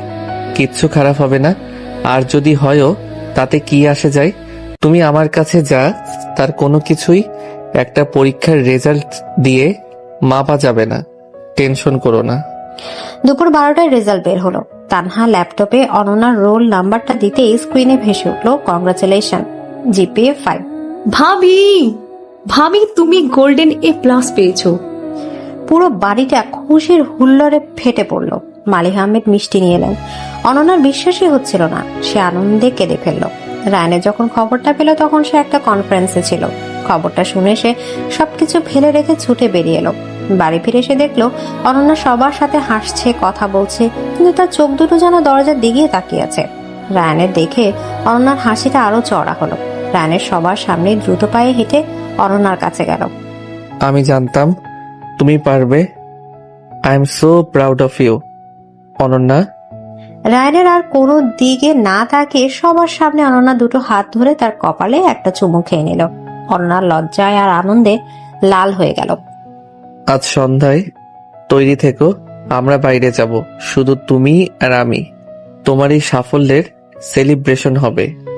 সন্ধ্যায় রায়নের অনন্যাকে নিয়ে গেল শহরের বাইরে নদীর ধারের একটা সুন্দর নিরিবিলি রেস্টুরেন্টে। চারিদিকে খোলা আকাশ, নদীর ঠান্ডা বাতাস আর মৃদু আলোর খেলা। অনন্যা মুগ্ধ হয়ে চারপাশ দেখছিল। জায়গাটা কি সুন্দর, ঠিক আমার গ্রামের মতো। তোমার ভালো লাগবে জেনেই এখানে এনেছি। তারা নদীর দিকে মুখ করে একটা টেবিলে বসলো। রায়নের আজ অনন্যার দিক থেকে চোখ সরাতে পারছিল না। হালকা সবুজ রঙের একটা জামা পরেছে সে, চুলগুলো খোলা, কোনো সাজ নেই, তবু কি যে মায়াবী লাগছে। অনন্যা, জি। আমি তোমাকে কিছু কথা বলতে চাই। রায়নের গভীর কণ্ঠস্বর অনন্যার ভেতরটা কেঁপে উঠল। যেদিন আমি তোমাকে প্রথম বিয়ে করতে বাধ্য হয়েছিলাম, আমি ভেবেছিলাম আমার জীবনটা শেষ। আমি তোমাকে অবহেলা করেছি, তোমাকে এমন কথা বলেছি যা আমার বলা উচিত হয়নি। আমি একটা বোকা ছিলাম অনন্যা। আমি ভেবেছিলাম আধুনিকতা, শিক্ষা, স্ট্যাটাস এগুলোই সবকিছু, কিন্তু আমি ভুল ছিলাম। রায়নের অনন্যার হাতটা নিজের হাতে তুলে নিল। তুমি আমার জীবনে আসার পর আমি বুঝতে পেরেছি শান্তি কাকে বলে। তোমার সরলতা, তোমার পবিত্রতা, তোমার ওই মায়াবী চোখ দুটো সবকিছু আমাকে নতুন করে বাঁচতে শিখিয়েছে। তোমার গান, তোমার আঁকা ছবি, তোমার ওই মিষ্টি হাসি, এগুলোই এখন আমার বেঁচে থাকার অক্সিজেন। আমি তোমাকে ভালোবাসি অনন্যা, খুব ভালোবাসি। অনন্যা চোখ বেয়ে টপ টপ করে পানি গড়িয়ে পড়ল। যে কথাগুলো শোনার জন্য তার মনটা এতদিন ধরে আকুল ছিল, আজ সেই কথাগুলো সে শুনছে। আমিও আপনাকে খুব ভালোবাসি। আমার তো মনে হতো আমি আপনার যোগ্য না। চুপ, আর কোনোদিন এ কথা বলবে না। তুমি আমার যোগ্য নও, আমি হয়তো তোমার এই পবিত্র ভালোবাসার যোগ্য না। তুমি আমার কাঞ্চা সোনা, আমার জীবনের সবচেয়ে দামি সম্পদ। রায়নের আর নিজেকে ধরে রাখতে পারল না। সে চেয়ার ছেড়ে উঠে অনন্যার পাশে এসে বসলো। দু হাতে তার মুখটা তুলে ধরে নদীর ঠান্ডা বাতাস আর আকাশের অগণিত তারাকে সাক্ষী রেখে সে অনন্যার ঠোঁটে তার ভালোবাসার সিল মোহর এঁকে দিল। এই চুম্বনে কোনো দ্বিধা ছিল না, ছিল না কোনো জড়তা, ছিল দুটো প্রেমিকের হৃদয়ের সবটুকু আবেগ আর বিশ্বাস। সেদিন রাতে বাড়ি ফিরে তারা যখন নিজেদের ঘরে এলো, তখন তাদের মাঝে আর কোনো অদৃশ্য দেয়াল ছিল না। রায়নের অনন্যাকে কোলে তুলে নিয়ে বিছানায় শুয়ে দিল, তারপর তার পাশে শুয়ে তাকে নিজের বুকের মাঝেই টেনে নিলেন। আর কোনোদিন আমাকে ছেড়ে যাবে না তো? আপনি না ছাড়লে মৃত্যু আমাকে আপনার কাছ থেকে নিতে পারবে না। রানের পরম ভালোবাসা অনন্যাকে আরো শক্ত করে জড়িয়ে ধরল। সোফাটা আজ রাতের জন্য বড় একা হয়ে গেল, কারণ দুটো পৃথিবী আজ মিলেমিশে এক হয়ে গেছে। পরের দিন সকালটা ছিল একরাশ নতুনত্বে ভরা। ঘুম ভাঙার পর অনন্যা নিজেকে আবিষ্কার করলো রায়নের বলিষ্ঠ বাহুবন্ধনে। মানুষটার বুকের উষ্ণতা, তার শান্ত নিঃশ্বাসের শব্দ, সবকিছু অনন্যাকে এক অদ্ভুত নিরাপত্তায় জড়িয়ে রেখেছিল। সে নড়াচড়া করতে গিয়েও পারল না। পাছে রায়নের ঘুম ভেঙে যায়। সে চুপচাপ শুয়ে মানুষটার ঘুমন্ত মুখটা দেখতে লাগলো। রাতে সেই আবেগময় মানুষটা এখন কি আশ্চর্য রকম শান্ত। অনন্যার খুব ইচ্ছে হলো রায়নের কপালে আলতো করে ছুঁয়ে দিতে। ঠিক তখনই রায়নের চোখ খুলল। অনন্যা ধরা পড়ে যাওয়ার ভয়ে একেবারে আড়ষ্ট হয়ে গেল, কিন্তু রায়নের চোখে কোনো বিস্ময় ছিল না, ছিল এক গভীর নরম দৃষ্টি। সে কিছু না বলে মুচকি হাসলো, তারপর অনন্যাকে আর একটু কাছে টেনে নিয়ে তার কপালে নিজের ঠোঁট ছোঁয়ালো। সুপ্রভাত আমার কাঞ্চা সোনা। রায়নের ভরাট কণ্ঠের আদুরে সম্ভাষণে অনন্যার কান দুটো গরম হয়ে গেল। সে লজ্জায় রায়নের বুকে মুখ লুকালো। রায়নের হাসির শব্দে পুরো ঘরটা যেন জীবন্ত হয়ে উঠল। এই প্রথমবার তাদের সকালটা শুরু হলো কোনো জড়তা বা দূরত্ব দিয়ে নয়, বরং নিখাত ভালোবাসা দিয়ে। নাস্তার টেবিলে এই নতুন পরিবর্তনের হাওয়া সবার চোখেই পড়ল। রায়নের আর আগের মতো গম্ভীর হয়ে বসে থাকলো না। সে বারবার অনন্যার প্লেটে খাবার তুলে দিচ্ছিল। ভাইয়ার মাথায় কি কিছু পড়েছে? ভাবি কেমন প্যাম্পার করছে, যেন আজকেই নতুন বিয়ে হয়েছে। চুপ কর মেয়ে, নজর দিবি না। আমার ছেলেটা যে একটু স্বাভাবিক হয়েছে, এটাই আল্লাহর কাছে হাজার শুক্রিয়া। রায়নের কোনো ভ্রুক্ষেপ নেই। সে অনন্যার কানের কাছে মুখ নিয়ে ফিসফিস করে বলল, আজ তোমার কলেজে ভর্তির শেষ দিন, আমি নিজে তোমাকে নিয়ে যাব। কিন্তু আপনার হাসপাতাল? আমার বউয়ের ভবিষ্যতের চেয়ে হাসপাতাল বড় নয়। আমি ছুরি নিয়েছি। অনন্যা অবাক হয়ে রায়ানের দিকে তাকালো। যে মানুষটা একদিন বলেছিল তার ব্যক্তিগত জীবনে হস্তক্ষেপ না করতে, সেই মানুষটাই আজ তার ভবিষ্যতের জন্য নিজের কাজ ফেলে দিচ্ছে। ভালোবাসার কি অদ্ভুত ক্ষমতা! ঢাকার সবচেয়ে সেরা মহিলা কলেজে অনন্যাকে ভর্তি করে দিয়ে রায়ানে যখন ফিরছিল, তখন তার মুখে ছিল রাজ্য জয়ের হাসি। অনন্যার স্বপ্ন পূরণের প্রথম ধাপটা সে নিজের হাতে সম্পূর্ণ করতে পেরেছে। এই আনন্দই তার কাছে অমূল্য। আমার জন্য আপনার অনেক কষ্ট হলো। কষ্ট? তোমার মুখের এই হাসিটা দেখার জন্য আমি সারা জীবন কষ্ট করতে রাজি আছি। গাড়ির ভেতর রায়ানের অনন্যার হাতটা নিজের হাতের মুঠোয় নিয়ে নিল। এখন থেকে তুমি কলেজে যাবে, নতুন বন্ধু হবে, নতুন একটা জগৎ পাবে। আমাকে ভুলে যাবে না তো? নিঃশ্বাস নিতে ভুলে গেলেও আপনাকে ভুলবো না। আপনি তো আমার নিঃশ্বাস। রায়ানের অনন্যার এই সহজ স্বীকারোক্তিতে একেবারে বাক্যহারা হয়ে গেল। এই মেয়েটা জানে না তার এই সরল কথাগুলো রায়ানের বুকের ভেতর কি ভীষণ তোলপাড় তোলে। সে গাড়িটা রাস্তার একপাশে থামালো। এভাবে তাকিয়ে থেকো না অনন্যা। কেন? কারণ তখন আমার নিজেকে সামলে রাখা খুব কঠিন হয়ে যায়। রায়ানে তার নিজেকে আটকাতে পারল না। সে ঝুঁকে পড়ে অনন্যার ঠোঁটে একটা গভীর চুমু খেল। বাইরের পৃথিবীর ব্যস্ততা, গাড়ির হর্ন, কোনো কিছুই তখন তাদের স্পর্শ করতে পারছিল না। তারা তখন নিজেদের তৈরি করে এক ভালোবাসার জগতে বন্দী। দেখতে দেখতে বর্ষা নেমে এলো। ঝুম বৃষ্টি দেখলে অনন্যার মনটা কেমন উদাস হয়ে যায়। তার গ্রামের কথা, হাওড়ের জলে বৃষ্টির শব্দ, ভেজা মাটির গন্ধ, সবকিছু খুব মনে পড়ে। সেদিন রাতেও তেমনই এক বর্ষণ মুখর রাত। ঝড়া হাওয়ায় জানালার পর্দা উঠছে, আর সাথে মেঘের গরু গম্ভীর গর্জন। কারেন্ট চলে যাওয়ায় পুরো বাড়িটা অন্ধকারে ডুবে গেছে। আমার একটু ভয় করছে। রায়ানের মোমবাতির আলোয় অনন্যা ফ্যাকাশে মুখটা দেখতে পেল। সে অনন্যার পাশে বসলো এবং তাকে নিজের বাহু ডরে জড়িয়ে নিল। আমি আছি তো, ভয় কিসের? তারা দুজন ব্যালকনিতে এসে দাঁড়ালো। বৃষ্টির ছোট্ট ছাট এসে তাদের ভিজিয়ে দিচ্ছিল। অনন্যা মাথা রাখলো রায়ানের প্রশস্ত বুকে। রায়ানের হৃৎপিণ্ডের শব্দ তার কাছে পৃথিবীর সবচেয়ে সুন্দর সঙ্গীতের মতো মনে হচ্ছিল। বৃষ্টি দেখলে আমার খুব গান শুনতে ইচ্ছে করে। দাঁড়াও, আমি ফোন থেকে গান চালিয়ে দিচ্ছি। না, ফোনের গান না, আপনার গান। তুমি তো জানো আমি গান গাইতে পারি না, আমার গলায় সুর নেই।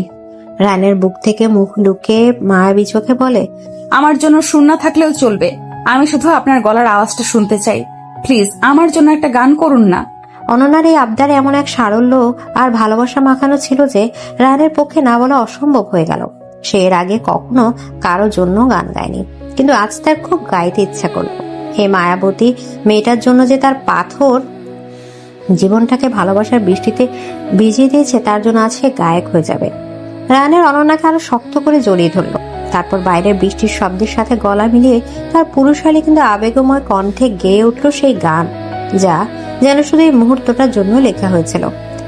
দেখেছি রূপসাগরে মনের মানুষ কাঞ্চা সোনা, তারে ধরি ধরি মনে করি ধরতে গেলে আর পাবো না। রানের কণ্ঠে কোনো পেশাদারী গায়কের কারুকার্য ছিল না, কিন্তু ছিল সবটুকু আবেগ আর ভালোবাসা। গানের প্রতিটি শব্দ যেন সে তার নিজের মনের কথা হিসেবে অনন্যাকে বলছিল। অনন্যার চোখ দিয়ে অঝরে জল পড়তে লাগলো। এই তো তার মনের মানুষ, তার কাঞ্চার সোনা, যে তাকে রূপসাগরে খুঁজে পেয়েছে। সে যে আমার আমার করি আমার হয়ে আর হইল না, আমি হৃদয়ে পেতে বসে আছি তার তো দেখা মিলল না। দেখেছি রূপসাগরে মনের মানুষ কাঞ্চা সোনা। গানটা শেষ করে রায়ান দেখলো অনন্যা ফুপিয়ে ফুপিয়ে কাঁদছে। সে ব্যস্ত হয়ে অনন্যার মুখটা তুলে ধরলো। কি হয়েছে, কাঁদছো কেন? আমার গান ভালো লাগেনি? আপনি আমার কাঁচা সোনা, আমি আপনাকে পেয়ে গেছি। আমি আর আপনাকে হারাতে চাই না, কখনো না। অনন্যার কথায় রায়ানের ভেতরটা ভালোবাসায় তীব্র স্রোতে ভেসে গেল। সে আর কোনো কথা বলল না। অনন্যার ভেজা মুখে তার চোখের জলে মিশে থাকা ঠোঁটে নিজের ঠোঁট ডুবিয়ে দিল। সে চুম্বনে ছিল অধিকার, ছিল সবটুকু মমতা আর অনন্তকালের জন্য পাশে থাকার প্রতিশ্রুতি। মোমবাতির আলোটা হাওয়ায় নিভে গেল, কিন্তু তাদের দুজনের জীবনে তখন ভালোবাসা যে আলো জ্বলছিল, তার কাছে বাইরের অন্ধকার ছিল একেবারেই তুচ্ছ। রায়ানের অনন্যাকে কোলে তুলে নিয়ে তাদের ঘরে ফিরে এলো। বাইরের ঝড় তখন হয়তো থেমে গেছে, কিন্তু তাদের দুজনের হৃদয়ে তখন ভালোবাসা যে ঝড় উঠেছিল, তার উন্মাদনা ছিল আরো তীব্র, আরো গভীর। অনন্যার কানের কাছে ফিসফিস করে বলল, তুমি শুধু আমার কাঞ্চা সোনা নও অনন্যা, তুমি আমার রূপসাগর, যে সাগরে আমি সারা জীবন ডুবে থাকতে চাই। অনন্যা কোনো উত্তর দিল না, শুধু রায়নের গলাটা আরো শক্ত করে জড়িয়ে ধরল। তার নীরবতায় বলে দিচ্ছিল এই সাগরে সেও তার নাবিককে নিয়ে আজীবন ভেসে থাকতে প্রস্তুত। ভালোবাসার প্রথম বর্ষায় ভিজতে ভিজতে দিনগুলো কিভাবে যে স্বপ্নের মতো কেটে যাচ্ছিল অনন্যা তার টেরই পায়নি। রায়নের জগৎটা এখন তাকে কেন্দ্র করেই ঘুরত। হাসপাতালের শত ব্যস্ততার মাঝে তার মন পড়ে থাকতো অনন্যার কাছে। মেয়েটা কলেজে গেল কিনা, ক্লাস ঠিক মতো করলো কিনা, কোনো অসুবিধা হলো কিনা, এইসব ছোট ছোট চিন্তা রায়ের কঠিন সার্জন সত্তার ভেতরে এক নতুন যত্নশীল সত্তার জন্ম দিয়েছিল। আর অনন্যা, সে তো রায়নের ভালোবাসার আলোয় নিজেকে নতুন করে খুঁজে পেয়েছিল। তার কলেজের জগৎ, নতুন বইয়ের গন্ধ, বান্ধবীদের সাথে হাসি ঠাট্টা সবকিছুই তার ভালো লাগতো। কিন্তু দিনের শেষে রায়নের বুকে মাথা রাখার শান্তির কাছে বাকি সবকিছুই ছিল ম্লান। প্রতিদিন সকালে রায়নে নিজেই অনন্যাকে কলেজে পৌঁছে দিত। গাড়িতে যাওয়ার সময়টুকু হয়ে উঠেছিল তাদের একান্ত নিজস্ব সময়। মন দিয়ে ক্লাস করবে, আর কোনো ছেলে বন্ধু যদি বেশি গায়ে পড়া ভাব দেখায় সাথে সাথে আমাকে জানাবে। আচ্ছা, আর যদি কোনো মেয়ে বন্ধু বেশি গায়ে পড়া ভাব দেখায় তাহলে কি আমি আপনাকে জানাবো? অবশ্যই। তোমার আশেপাশে কারো ছায়াও আমি সহ্য করব না। তুমি শুধু আমার, বুঝেছো পিচ্চি বউ? বুঝেছি, আমার হিংস্রে ডাক্তার। রায়নের অনন্যার নাকে আলতো করে টোকা দিয়ে দিত। কলেজের গেটের সামনে গাড়ি থামিয়ে সে ততক্ষণ অপেক্ষা করত যতক্ষণ না অনন্যা বন্ধুদের সাথে ভেতরে মিলে যায়।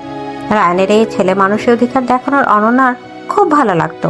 সে জানতো এই অধিকার বোধের পেছনে লুকিয়ে আছে গভীর ভালোবাসা আর হারানোর ভয়। কলেজে অনন্যার খুব তাড়াতাড়ি সবার সাথে বন্ধুত্ব হয়ে গেল। তার সরল মিষ্টি স্বভাবের জন্য সবাই তাকে পছন্দ করত। ক্লাসের সবচেয়ে মেধাবী ছাত্র আহাদ, যে কিনা প্রথম দিকে বেশ গম্ভীর থাকতো, সেই অনন্যার নোট গাছ গোছানোর ধারণ আর পড়ার প্রতি একাগ্রতা দেখে তার সাথে কথা বলতে শুরু করলো। ধীরে ধীরে তাদের মধ্যে একটা সুন্দর নির্মল বন্ধুত্ব গড়ে উঠল। অনন্যা, কালকের লেকচারটা আমার ঠিক মতো তোলা হয়নি, তোমার খাতাটা কি একটু দেবে? হ্যাঁ, নিশ্চয়ই, নিন। ধন্যবাদ। আচ্ছা চলো না, ক্লাসের পর ক্যাফে থেকে এক কাপ কফি খাই। আজকের টপিকটা নিয়ে একটু আলোচনাও করা যাবে।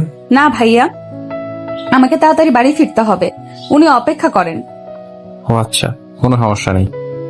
আহাদের সাথে তার এই সহজ সাধারণ বন্ধুত্বটুকুর কথা সে রায়নের কাছে বলতো। রায়নেরও এতে কোনো আপত্তি ছিল না। তার স্ত্রীর উপর তার বিশ্বাস ছিল অটুট। সে জানতো তার কাঞ্চন সোনাটা বড়ই খাঁটি, কিন্তু সুখের আকাশে যে দুর্যোগের মেঘ জমেছিল তার খবর রায়নের বা অনন্যা কেউই রাখেনি। ডাক্তার সানজানা রায়নের এই পরিবর্তন কিছুতেই মেনে নিতে পারছিল না। রায়নের চোখে মুখে যে প্রশান্তি, যে ভালোবাসা সে এখন দেখে, তা তার বুকের ভেতর ঈর্ষার আগুন জ্বালিয়ে দিচ্ছিল। সে ঠিক হলো এই গ্রাম্য মেয়েটাকে সে রায়নের জীবন থেকে সরাবেই, আর এর জন্য সে বেছে নিল সবচেয়ে নোংরা পথটা। সেদিন অনন্যা আর আহাদ ক্লাস শেষে লাইব্রেরিতে থেকে বের হচ্ছিল, হঠাৎ ঝুম বৃষ্টি নামলো। সর্বনাশ, ছাতাও তো আনিনি, এখন কিভাবে ফিরবে? আমি একটু দাঁড়াই, উনি এসে পড়বেন খুব তাড়াতাড়ি। আরে, এই বৃষ্টির মধ্যে তোমার স্বামী এত দূর আসবেন? তার চেয়ে চলো সামনের ওই ক্যাফেটাতে গিয়ে বসি, বৃষ্টি থামলে চলে যেও। অনন্যা প্রথমে একটু ইতস্তত করলেও আহাদের কথায় যুক্তি খুঁজে পেল। তারা দুজনে দৌড়ে গিয়ে সামনের একটা ক্যাফেতে ঢুকলো। ঠিক সেই মুহূর্তে একটা কালো গাড়ি এসে ক্যাফের উল্টো দিকে থামলো। গাড়ির ভেতর থেকে সানজানার হিংস্র চোখ দুটো শিকার খুঁজে ফিরছিল।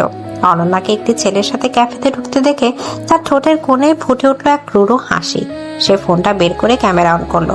ক্যাফের ভেতরে আহাদ আর অনন্যা একটা টেবিলে বসেছিল। আপনার সাথে আমার একদম পরিচয় হলো না, আপনি তো ক্লাসে খুব চুপচাপ থাকেন। আমি একটু কম কথা বলি, তবে তোমার সাথে বন্ধুত্ব হওয়ার পর থেকে দেখছি কথা বলতে ভালোই লাগে। তোমার গ্রামের গল্প শুনতে আমার খুব ভালো লাগে, মনে হয় যেন চোখের সামনে সব দেখতে পাচ্ছি। তারা দুজন তাদের পড়াশোনা, গ্রাম, শহর এইসব নিয়ে সাধারণ গল্প করছিল। এক পর্যায়ে আহাদ তার ব্যাগ থেকে একটা কবিতার বই বের করলো। এটা তোমার জন্য, তুমি সেদিন বলেছিলে না তোমার কবিতা পড়তে ভালো লাগে? আমার জন্য? কিন্তু কেন? এমনি, বন্ধুকে উপহার দিতেই পারে, তাই না? অনন্যা খুশি হয়ে বইটা হাতে নিতেই আহাদের সাথে তার হাতটা একটু ছুঁয়ে গেল। ঠিক সেই মুহূর্তে বাইরে থেকে সানজানার ফোনের ক্যামেরা কয়েকবার ক্লিক করে উঠল। ছবিগুলো এমন অ্যাঙ্গেল থেকে তোলা হলো যাতে মনে হচ্ছে তারা দুজনে খুব অন্তরঙ্গভাবে বসে আছে, হাতে হাত রেখে হাসছে। সানজানার মিশন সফল। হাসপাতালে ফিরে রায়ানের চেম্বারে গিয়ে সানজানার অভিনয় শুরু করলো। কিরে রায়ানের, আজকেও দেখি তোর মুখটা চাঁদের মতো উজ্জ্বল। ভাবি নিশ্চয়ই খুব ভালোবাসায় রেখেছে। সানজানা, তোমার যদি কাজ না থাকে তাহলে নিজের চেম্বারে যেতে পারো, আমার অনেক কাজ আছে। আরে রাগ করছিস কেন? আমি তো তোর ভালোই চাই। ভাবিকে কলেজে ভর্তি করি, খুব ভালো করেছিস। মেয়েটা একেবারে শহুরে হয়ে যাচ্ছে। এর মধ্যে কত স্মার্ট ছেলেপেলেদের সাথে বন্ধুত্ব হয়ে গেছে। সেদিন দেখলাম কি সুন্দর একটা ছেলের সাথে ক্যাফেতে বসে হাসাহাসি করছে, দেখে কি যে ভালো লাগলো। যাক, মেয়েটা শেষ পর্যন্ত তোর স্ট্যাটাসের সাথে মানিয়ে নিতে শিখেছে। রানের কলমটা থেমে গেল, তার বুকের ভেতরটা কেমন যেন ঠান্ডা হয়ে গেল। অনন্যা ক্যাফেতে একটা ছেলের সাথে? তুমি কি বলছো আমি ঠিক বুঝতে পারছি না। আরে আমি তো ভাবলাম তুই জানিস, ভাবি তোকে বলেনি। ইস, আমারই হয়তো বলা উচিত হয়নি। বাদ দে, হয়তো তোকে সারপ্রাইজ দেবে বলে বলেনি।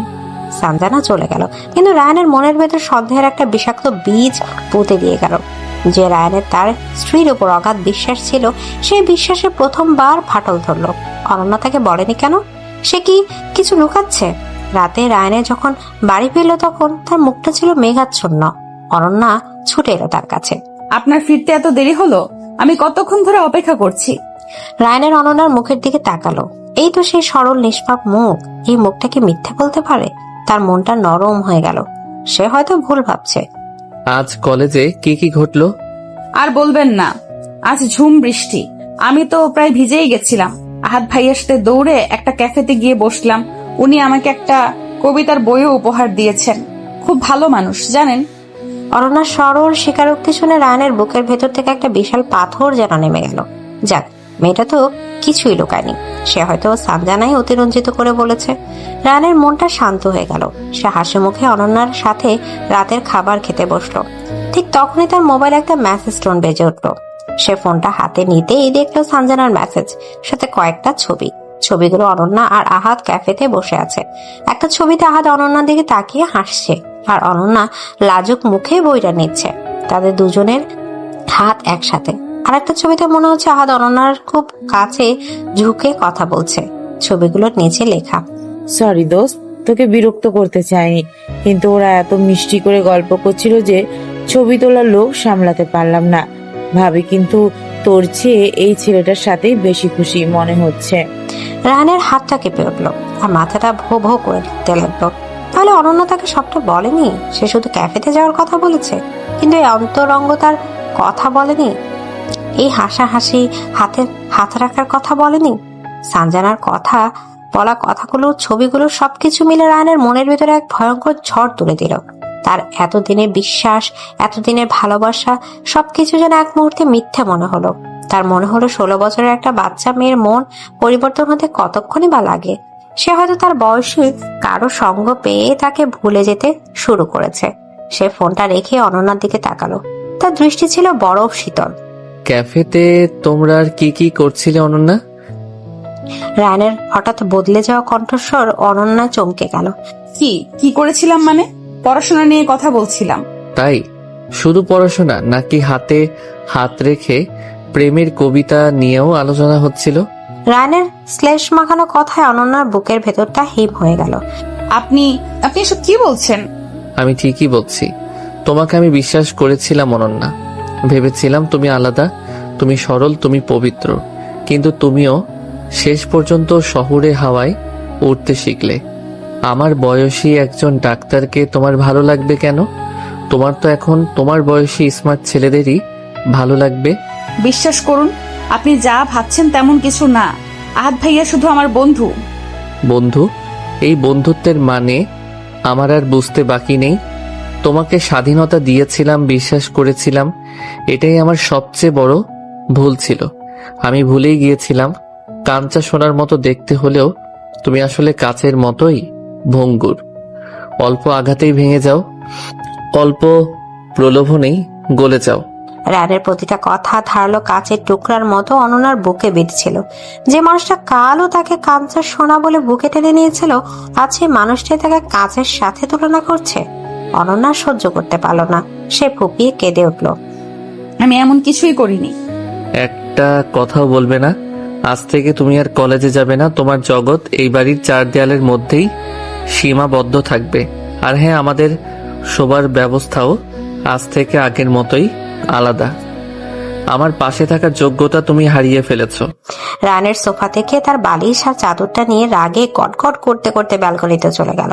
অনন্যা ডাইনিং টেবিলে চেয়ারে বসেই পাথরের মতো স্তব্ধ হয়ে রইল।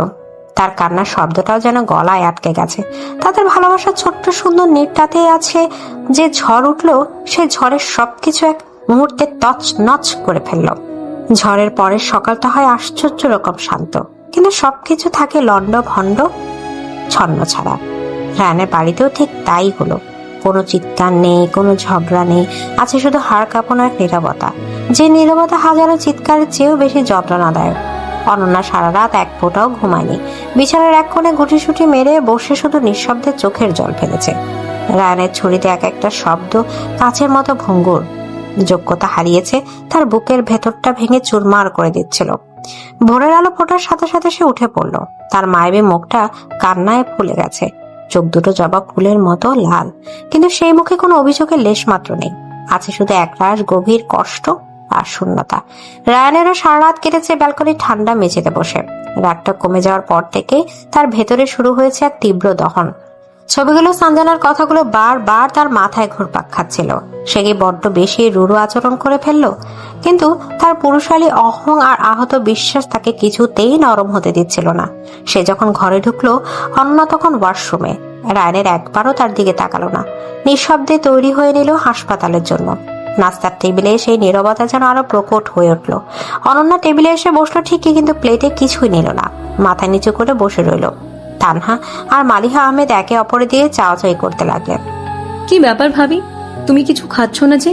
শরীর খারাপ? খিদে নেই আপু। নাটক করার কোনো দরকার নেই।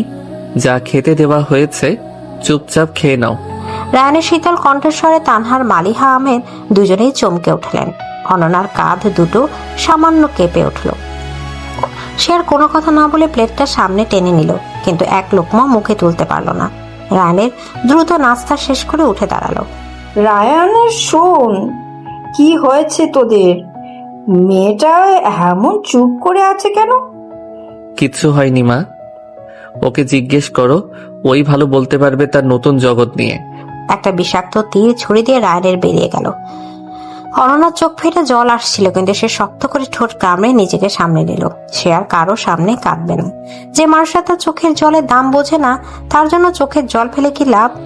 সেই দিনের পর থেকে বাড়িটা যেন একটা মৃত্যুপুরীতে পরিণত হলো। অনন্যা একেবারে চুপ হয়ে গেল। সে আর কলেজে যায় না। তার অনেক চেষ্টা করেও তাকে রাজি করাতে পারেনি। আর সেই নতুন স্কেচ বুকটা, রায়ানের সেই রঙের বাক্সটা, সবকিছু টেবিলের এক কোণে ধুলো মাখা অবস্থায় পড়ে থাকে। সে আর ছবি আঁকে না, গুনগুন করে গান গাওয়া তো দূরের কথা, সারাদিনে তার গলা দিয়ে দুটো কথাও বের হয় না।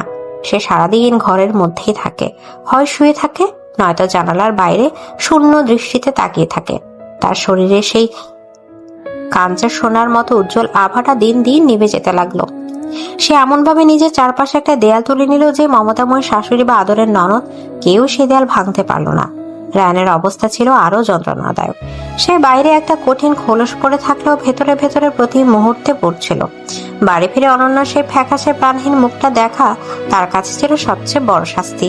সে দেখতো মেয়েটা ঠিকমতো খাচ্ছে কিনা, দিন দিন শুকিয়ে যাচ্ছে, তার মায়াবী চোখ দুটো নিচে পড়েছে কালি। এই পরিবর্তনগুলো রায়ানের বুকে হাতুড়ির মতো আঘাত করত।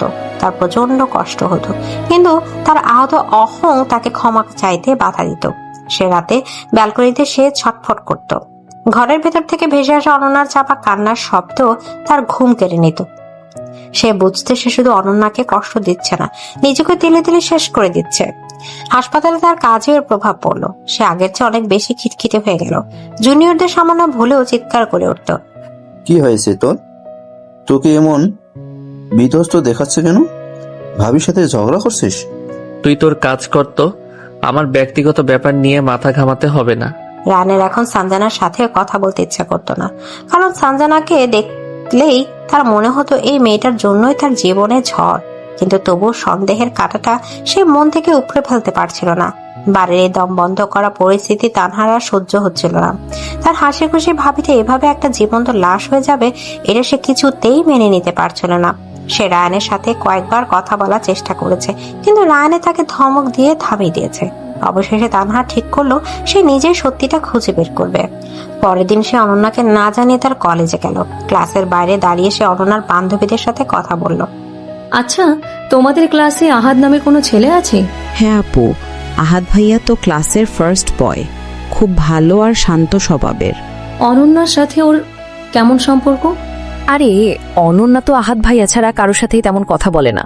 মানে ভাইয়া ওকে পড়াশোনায় খুব সাহায্য করে, ওদের মধ্যে খুব সুন্দর একটা বন্ধুত্ব। এর বাইরে তো আমরা কিচ্ছুই দেখিনি।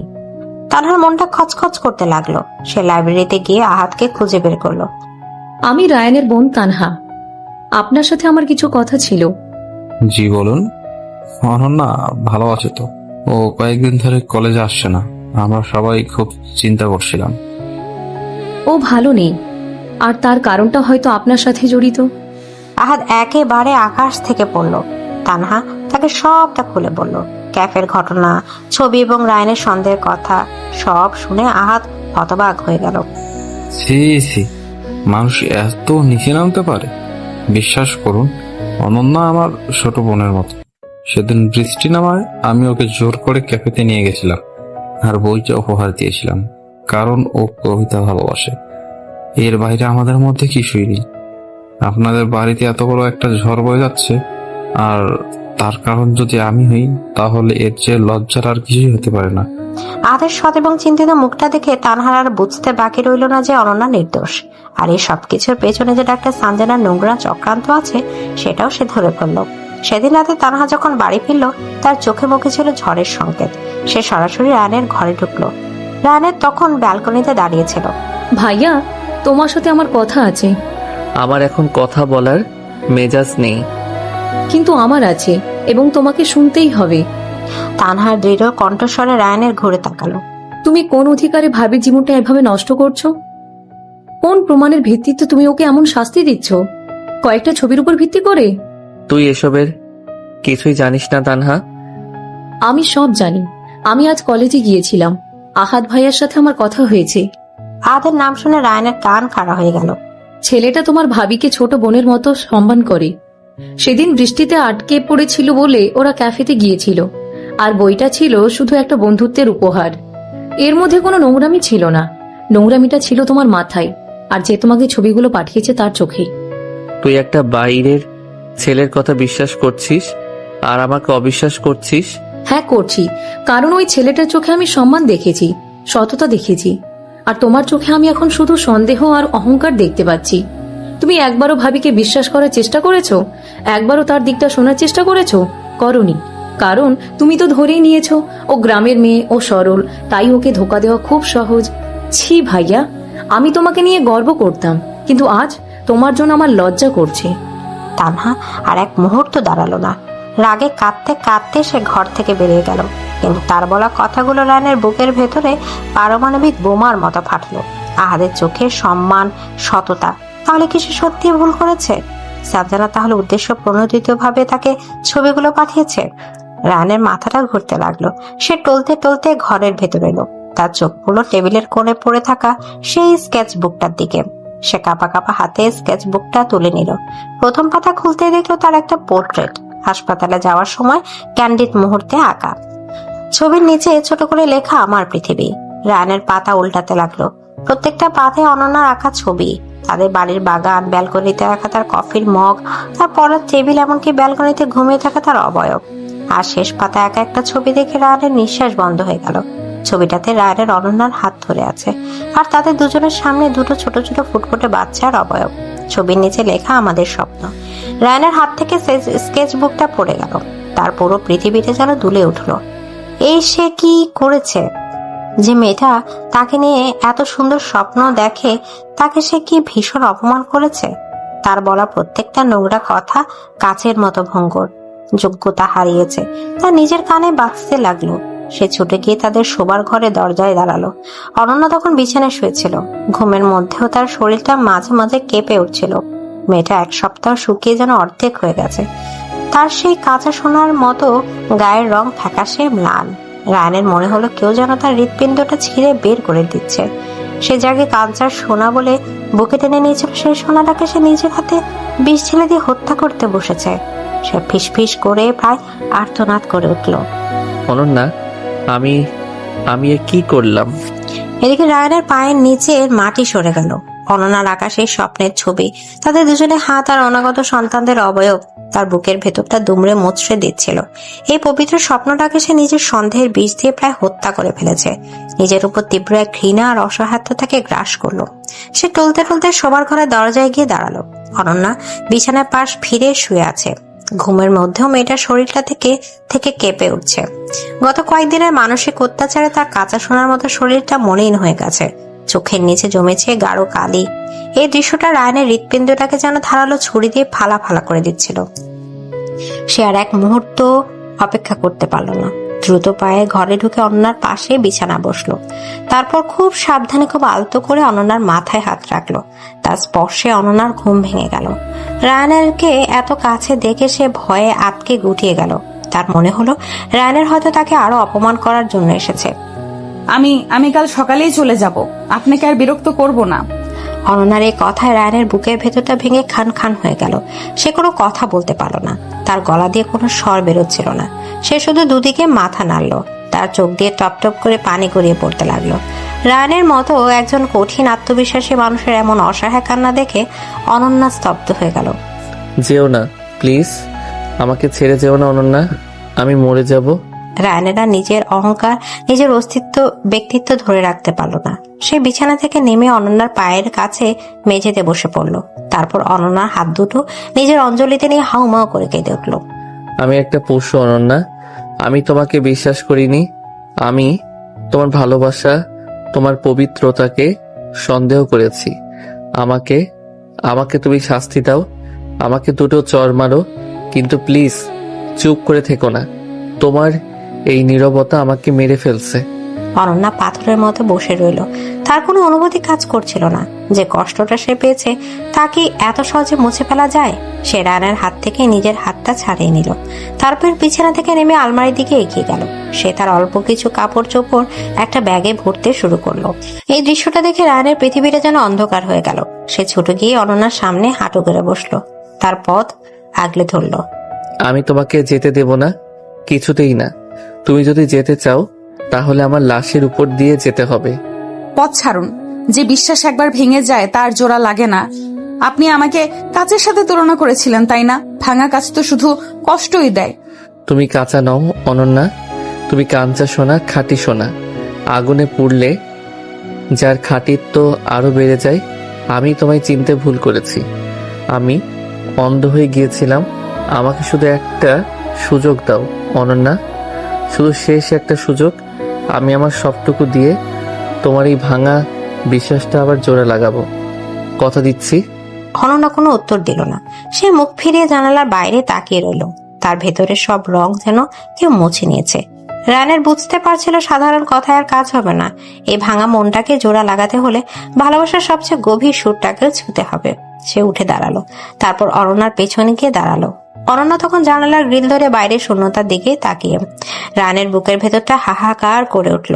সে আর দেরি করলো না। তার ভরাট পুরুষালী কণ্ঠে যে আবেগ আর আকতি মিশেছিল তা যেন ঘরের প্রতিটি দেয়ালকে কাঁপিয়ে দিচ্ছিল। সে গিয়ে উঠল।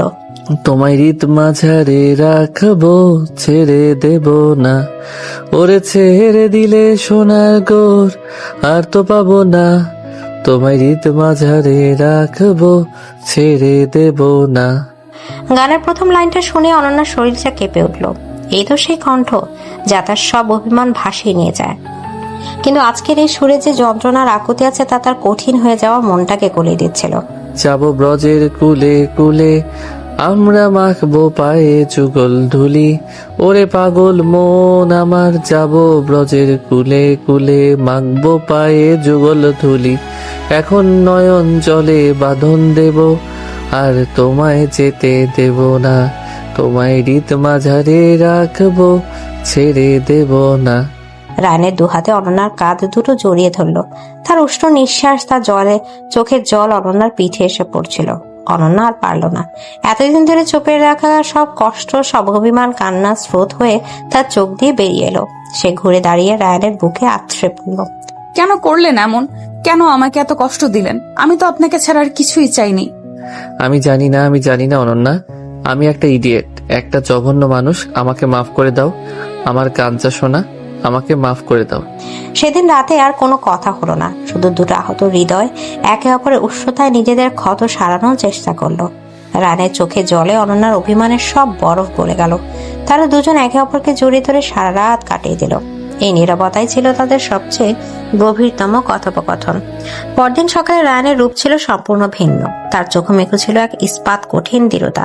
সে হাসপাতালে সবচেয়ে জরুরি মিটিং বাতিল করে দিল। সে প্রথম গেল তানহার কাছে। থ্যাংক ইউ তানু, তুই না থাকলে আমি হয়তো আমার জীবনের সবচেয়ে বড় সত্যিটা কোনোদিনই জানতে পারতাম না। তুই আমার চোখ খুলে দিয়েছিস। এরপর সে সোজা চলে গেল ডাক্তার সানজানা চেম্বারে। সানজানা রায়ানের এমন অপ্রত্যাশিত আগমনে বেশ অবাক এবং খুশি হলো। আরে রায়হান যে, কি ব্যাপার? আমার কথা মনে পড়লো বুঝিয়ে? তোমার নোংরা খেলাটা শেষ সঞ্জানা। সানজানার হাসি খুশি মুখটা মুহূর্তে ফ্যাকাশে হয়ে গেল। তুমি হয়তো ভেবেছিলে কয়েকটা এডিট করা ছবি দিয়ে তুমি আমার আর অনন্যার সম্পর্কটা ভেঙে দিবে। তুমি সফলও হয়েছিলে প্রায়, কিন্তু তুমি একটা জিনিস ভুলে গিয়েছিলে, সত্য কখনো চাপা থাকে না। আর আমার স্ত্রীর প্রতি আমার ভালোবাসা তোমার এই নোংরা চক্রান্তের চেয়ে অনেক বেশি শক্তিশালী। আমি কি করেছি? অভিনয় বন্ধ করো। তোমার মতো একজন নিচু মানসিকতার মহিলা এই মহান পেশায় থাকার যোগ্য নয়। আমি ম্যানেজমেন্টের কাছে তোমার বিরুদ্ধে অফিসিয়াল কমপ্লেন করছি। আর হ্যাঁ, আজ থেকে আমার বা আমার স্ত্রীর আশেপাশে যদি তোমার ছায়াও দেখি, তাহলে তার পরিণাম খুব খারাপ হবে। রায়ানের আর এক মুহূর্ত দাঁড়ালো না। সঞ্জানার হতবম্ব অপমানিত মুখের দিকে ফিরেও তাকালো না। সে তার জীবনের সবচেয়ে গুরুত্বপূর্ণ মানুষটিকে রক্ষা করার জন্য যা করার তাই করেছে। 1 বছর পর হাওড়ের বুক চিরে একটা ছোট্ট নৌকা এগিয়ে চলেছে। অনন্যা তার মাথাটা রেখেছে রায়ানের কাঁধে। তার চোখে মুখে আছে একরাশ তৃপ্তি আর শান্তি। তার কোল জুড়ে ঘুমিয়ে আছে 6 মাসের ছোট্ট একটা পরী, তাদের মেয়ে আরোহী। রায়ানের এক হাতে নৌকার বইছা, অন্য হাতে সে অনন্যা আর আরোহীকে পরম মমতা আগলে রেখেছে। আপনার তো অনেক কষ্ট হচ্ছে তাই না? শহরের ডাক্তার মানুষ এইভাবে নৌকায়। কষ্ট? আমার জীবনের সেরা মুহূর্ত তো এটাই। তোমার এই জগতে, তোমার এই নদীর বুকে, তোমার পাশে, এর চেয়ে বড় শান্তি আর কিছুতে নেই। রায়ানের অনন্যাকে নিয়ে তার গ্রামে বেড়াতে এসেছে। শ্বশুর শাশুড়ি আদরে, গ্রামের মানুষের ভালোবাসা সে আপ্লুত। সে বুঝতে পেরেছে অনন্যার এই সরলতার উৎস কোথায়। এই মাটি, এই নদী, এই আকাশই তো তার কাঞ্চা সোনাকে গড়ে তুলেছে। নৌকাটা যখন মাঝ নদীতে, তখন সূর্য ডুবছে। পশ্চিম আকাশে ছড়িয়ে পড়েছে আবিরের লাল রং। রায়ানে তার ডাক্তারি ব্যাগ থেকে স্ট্যাথোস্কোপটা বের করলো। এখন এটা দিয়ে কি করবেন? আমার পৃথিবীর সবচেয়ে সুন্দর শব্দটা শুনবো। রায়ানের স্ট্যাথোস্কোপের ডায়াফ্রামটা অনন্যার বুকের উপর রাখলো। অনন্যার হৃৎপিণ্ডে শান্ত স্থির শব্দ, ঢুক ঢুক ঢুক। রায়ানের চোখ বন্ধ করে সেই শব্দ শুনছিল। এই শব্দটাই আমার বেঁচে থাকার কারণ। তোমার হৃদয়ের এই প্রত্যেকটা স্পন্দন শুধু আমার জন্য, অনন্যা। রায়ানের বুকে মাথা রেখে বলে, আর আপনার হৃদয়ের প্রত্যেকটা স্পন্দন আমার। দেখেছি রূপসাগরে মনের মানুষ কাঞ্চা সোনা, তারে ধরি ধরি মনে করি, ধরতে গেলে আর পাবো না। তারপর গান গাইতে শুরু করলো। ঘুমন্ত আরোহীকে সাক্ষী রেখে ডুবন্ত সূর্যের নরম আলোয় হায়রের শান্ত জলের বুকে দুটো হৃদয় আরো একবার মিলে মিশে একাকার হয়ে গেল।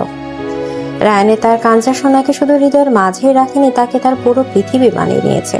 আর অনন্যা, সে তার রাগে অভিমানে কিন্তু গভীরভাবে ভালোবাসার মানুষটার মধ্যে তার সমস্ত জগৎ খুঁজে পেয়েছে।